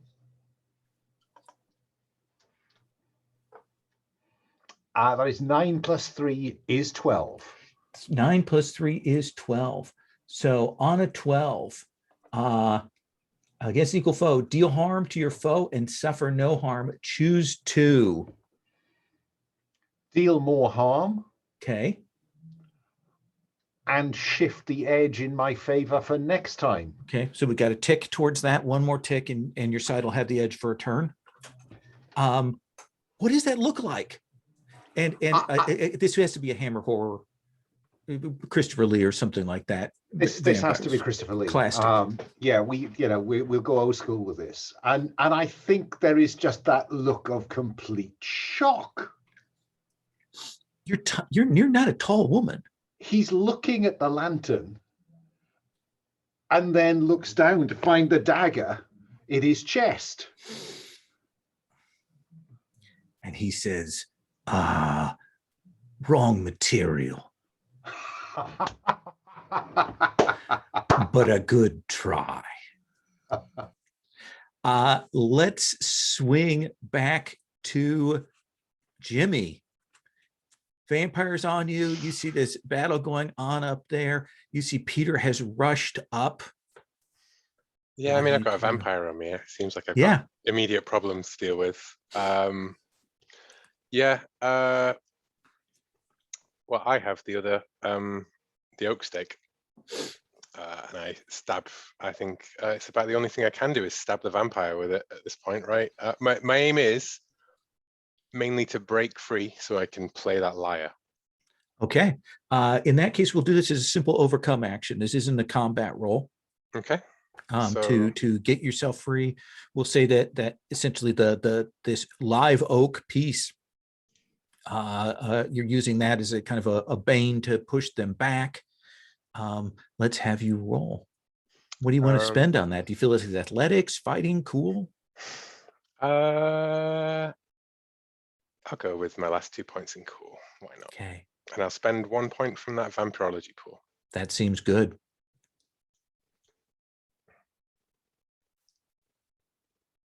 Finally, my first 10 plus of the night. So what does that look like? What do we see on screen in the midst of these shadows roiling up? This shadow is like, it throws Jimmy up against, like, on the ground, right? And then it like leaps atop him. And then you just see that oak, it reels back with the oak stuck in its gut. And it just like thrashes and flicks across the wall. And Jimmy stumbles, pulls out the gun and aims, and it clicks dry. And he throws it aside and he just sees the liar and he picks it up and he just starts, like ding, ding. And I don't know what he's playing. I think he doesn't know what he's going to play, but whatever he plays is like some Greek kind of thing. And it's like his fingers know what it's supposed to do, right? You can hear the whispers of the dead telling him each and the next note to play. We will come back to the liar playing in a moment. Peter, the other figure has been yanked away, and it's just Calyx up here as you've rushed up, and he looks at you and he says, I know you. We met at your house, but this will be the last time we meet, my friend. This will be the last time. And he steps forward, and that shadow that is around him looms up like wings, like an outline of the Reaper behind him as he comes forward. Now, earlier I did describe that I was wearing shorts, so I will slash my. I've only got one hand. I will slash my leg with a small little pocket knife, then drop the knife. And just allow the blood to sort of start gushing out of my leg. Let's have you make a roll. What do you think it is to draw him in? Well, I definitely think it's the blood. So I think medic. Yeah. Because I know just where to sort of slice to get a non-killing wound, but one that's going to generate a lot of blood.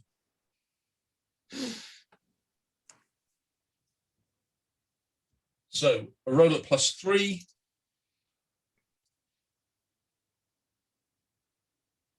14. Winner.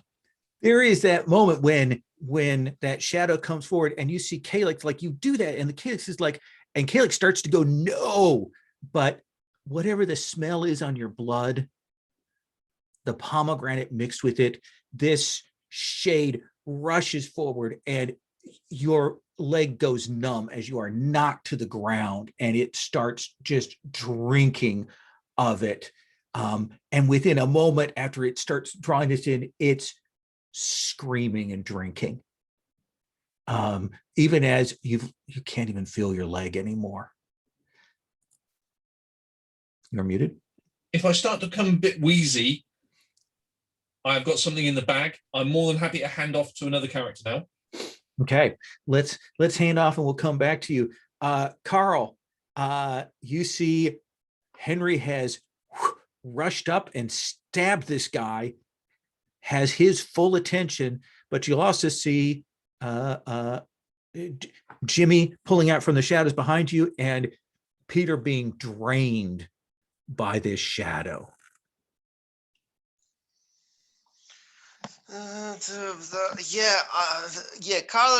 looks at the shadow and thought, what is, oh no, I gave it away, this like tree branch to someone else. But I'm going to mark Nick of Time because apparently Jimmy bought more of these phosphorus shotgun rounds than which he used last time, and they are loaded into my shotgun. So now I just like draw it, and I just like, well, maybe this will work, and I just like shoot Dracula one after another, one shell reload, and because that's the last thing we know. I think we burned the one in Bucharest, so I hope this will somehow work. So right now it's combat against superior foe. Are you marking anything to give yourself the advantage or set up to push that down? I'm going to mark tactician to get the edge, because we are fighting together with Henry against him, so I'm going to give us the edge. Can I mark martial arts to reduce the superiority of a foe you're engaged with until your next action? Keep it for yourself. Well, we haven't got time to mess about. So then you'll be rolling against an equal foe with advantage if you do both of those things. Carl, let's have you roll.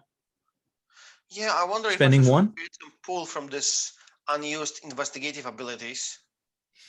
Do you have vampirology? Yes, I do. Then that's what you should spend from.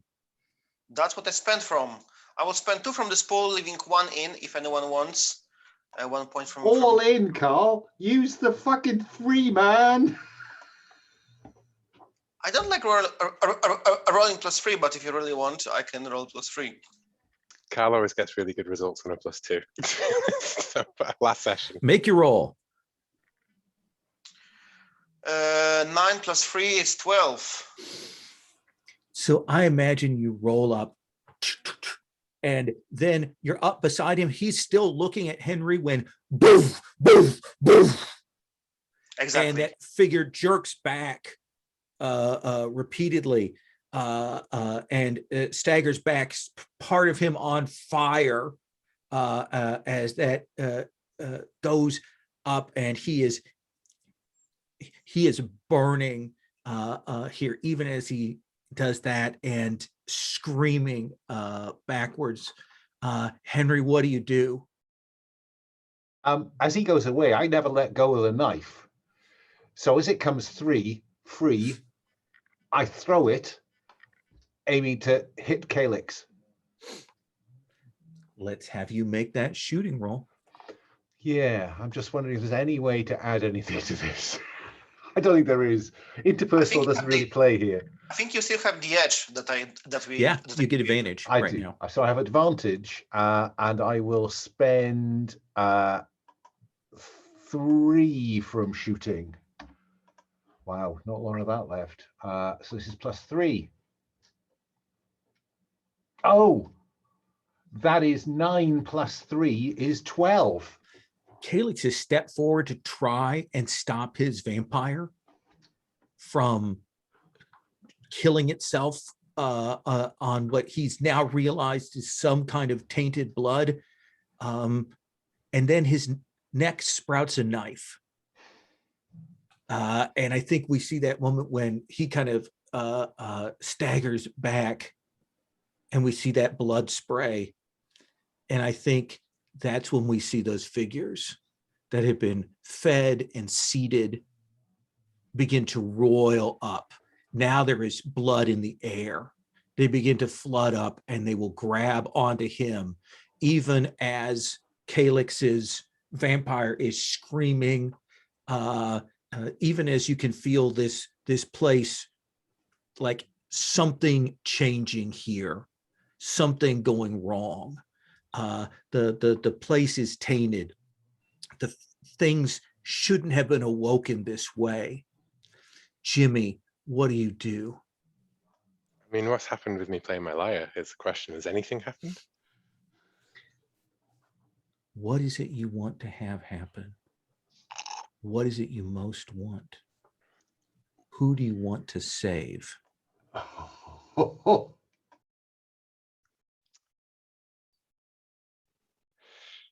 I mean, he knows who he wants to save, but he thinks that he's too late. So what that means is finding a way out of here. And the legends of the lyre did say that it protected Orpheus as he departed the underworld. And I think ultimately the way that Jimmy thinks of it is that it's going to help them get out. But because I don't think he even considers that he has to see Kasha, you know, like he has to get out of here to see her. Then I think that you need to make some kind of roll. I will let you spend interpersonal. I think flirting is the one for this, right? Yeah. Like being able to play the music. But you know, I think the song that he plays is the hand that he feels guiding his touch. It's a familiar one, and it's a familiar voice in his ear as he plays. Let's have you roll. Better not roll. Yes, finally another one. What, another 9? 11. Yes, an 11. Yes. So we will hear that echo throughout here. And it will carry throughout. And Peter, for you, you're keeping this thing on you. You can hear that in the distance, and you know that your friends might make it to safety. As they start to, basically I'm just going to shout, "Run, you fools, run!" And I will spend nick of time, which I have to basically, I dropped the knife, but I'll pull out like a dead man's handle with loads of C4 packed around the handle and the pomegranate, again encased in the C4, and I'll just release the dead man's handle, and I'll turn to Kalex and said, I told you this would be the last time we meet. And I think we see that explosion go up and those flames hit Kalex, hit the shadow, and hit that tree, that pomegranate, and it ignites. Carl, it's almost like that explosion is happening in a bubble. You know that you can get to safety, that Jimmy has prepared the way for you. If you want to get out, but you know you could stay and finish off Dracula right now.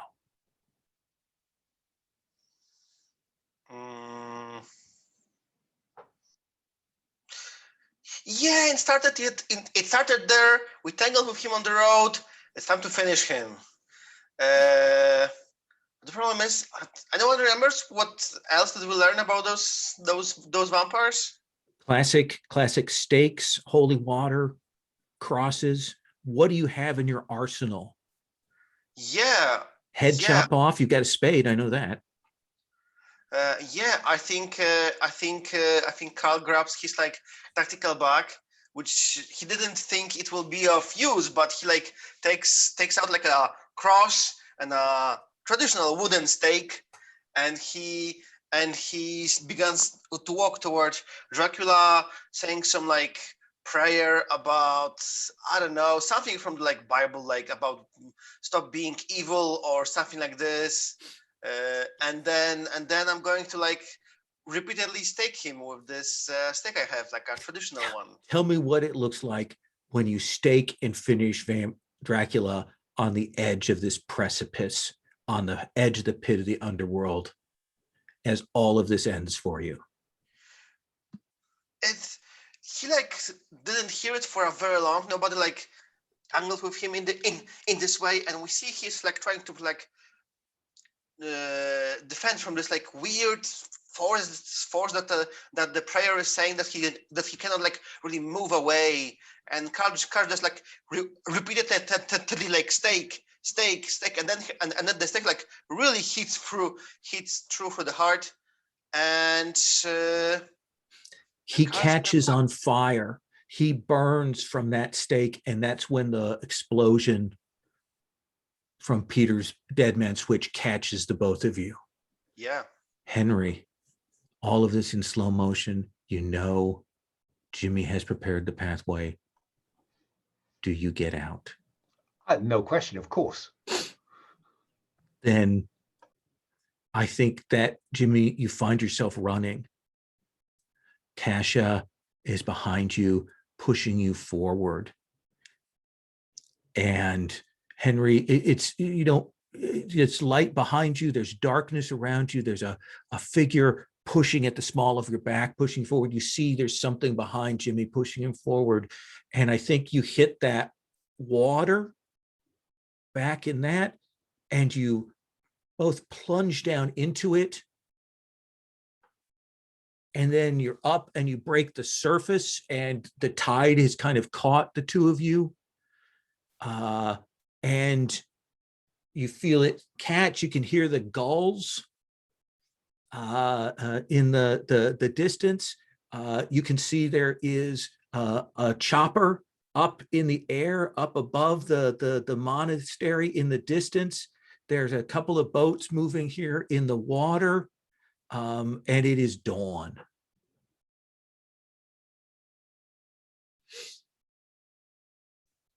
And Jimmy turns to Kasia and he sees Henry. Yeah. And I think we do that long shot away where we can see the extraction people arrived. We see the two of you in the water, that sort of wake from the blades. And I think we cut away, and now we kind of probably pan up and see the top where that monastery is just ruins and rubble and a pit up above. And that's our campaign.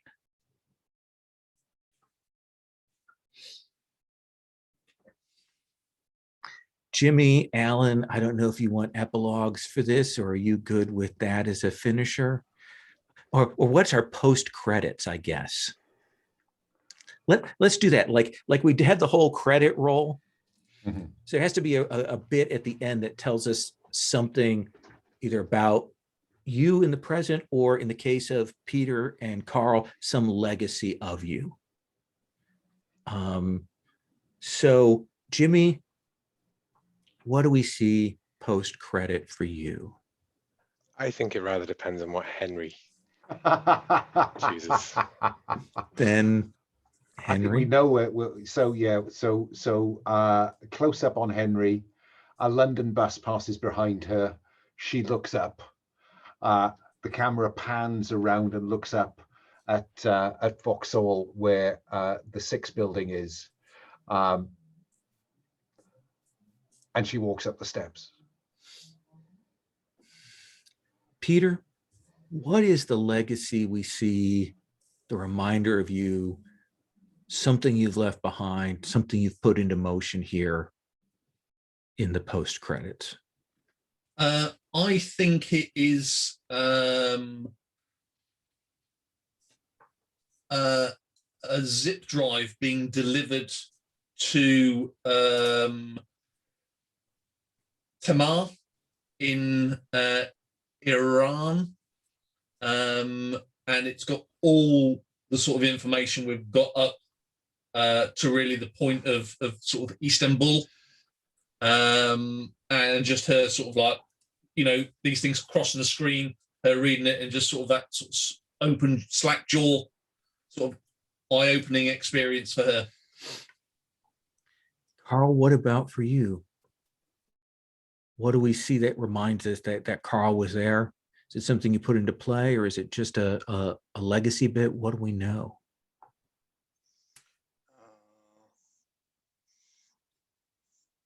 Damn, I got nothing. I'm empty on this. I've got one.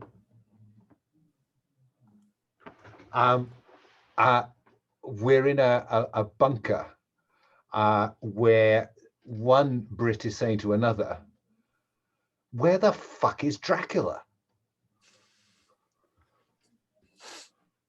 You can't have lost the bugger." I like that very much. And then Jimmy. We see a very attractive young woman. However, we've imagined Lucy to this point, walking down a street in New York, and there is just you get the view from the taxi, and it's filming, and you can see the camcorder on the dashboard, and you can't see the reflection, you know, the woman in it, and it pans across, and then Lucy meets another beautiful woman, and it's Kasha. And it's nighttime, you know, like it's just a taxi, and then in the viewpoint you can't see either of them, and then it shuts, and you see Heinrich lean back into the back seat, and you see Jimmy sat there, and he just loads a shotgun. Very nice. And that is our series. Whew. Let's do, if you don't mind, stars, final thoughts on this. Paul, I'm going to start with you.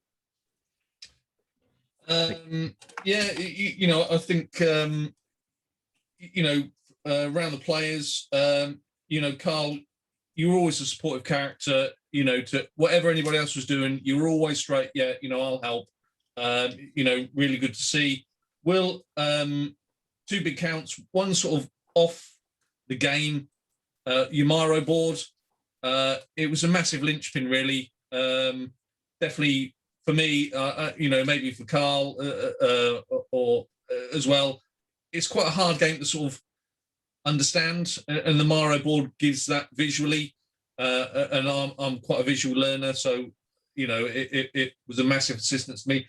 But how you really played with your NPC, You know, I think you're the only one that really delved quite deeply into that, and it was nice to see.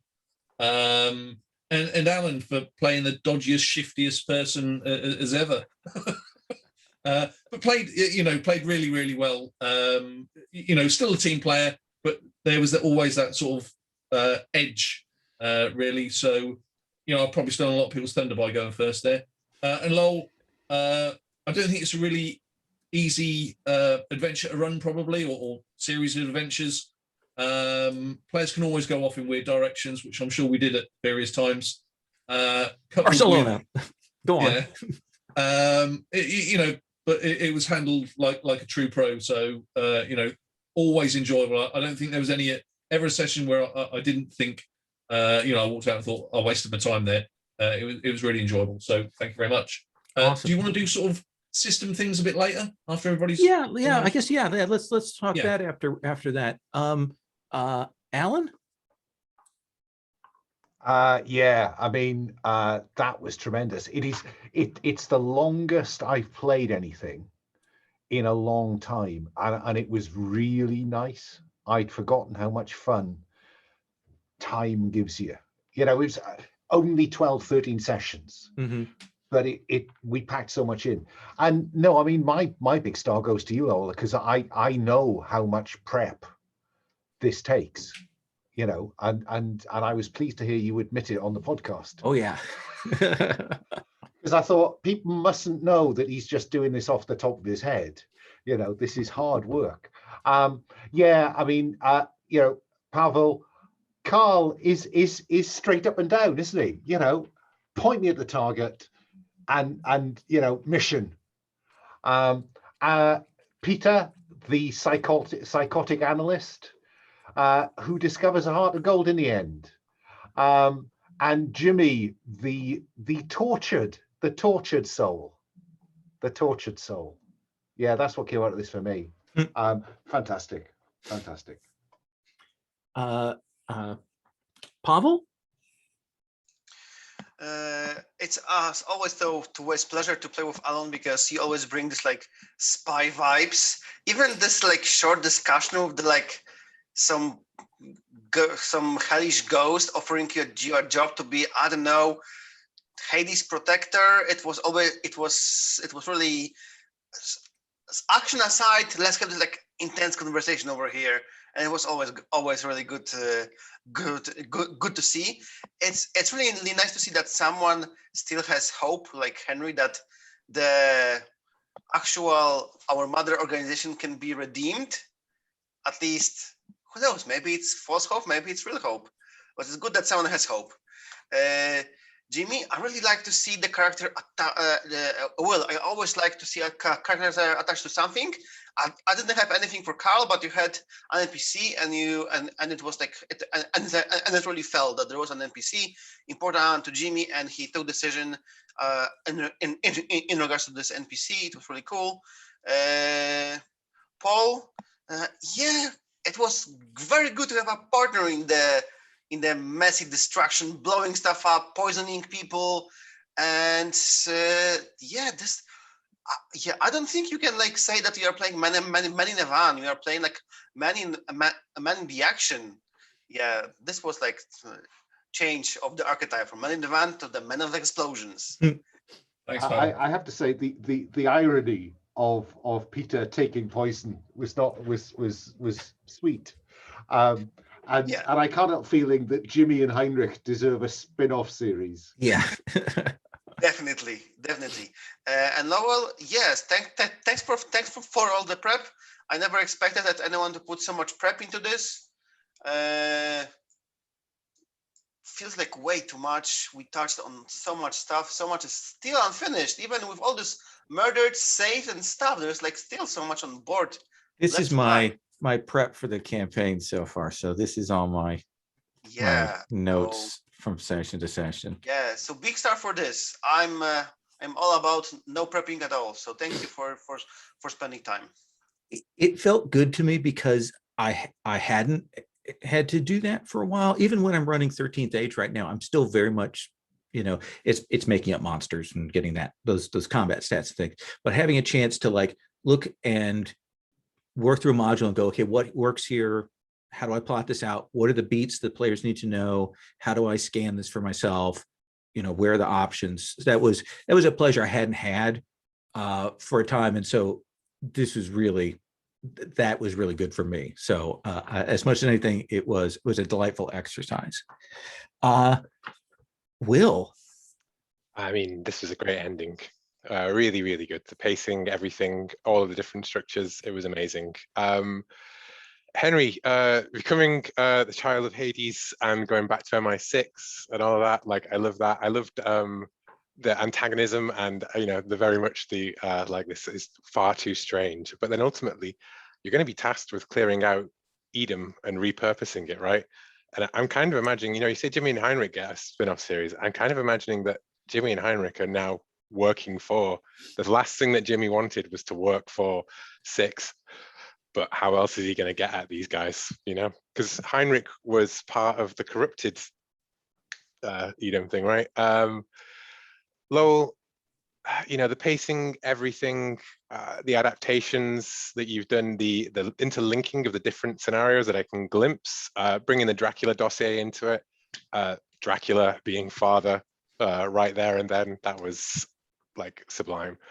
And on that note, that Carl went for Dracula in the end. When faced with that choice, Carl went straight for, like, finish the fight or escape. Well, no, Carl always finishes the fight, right?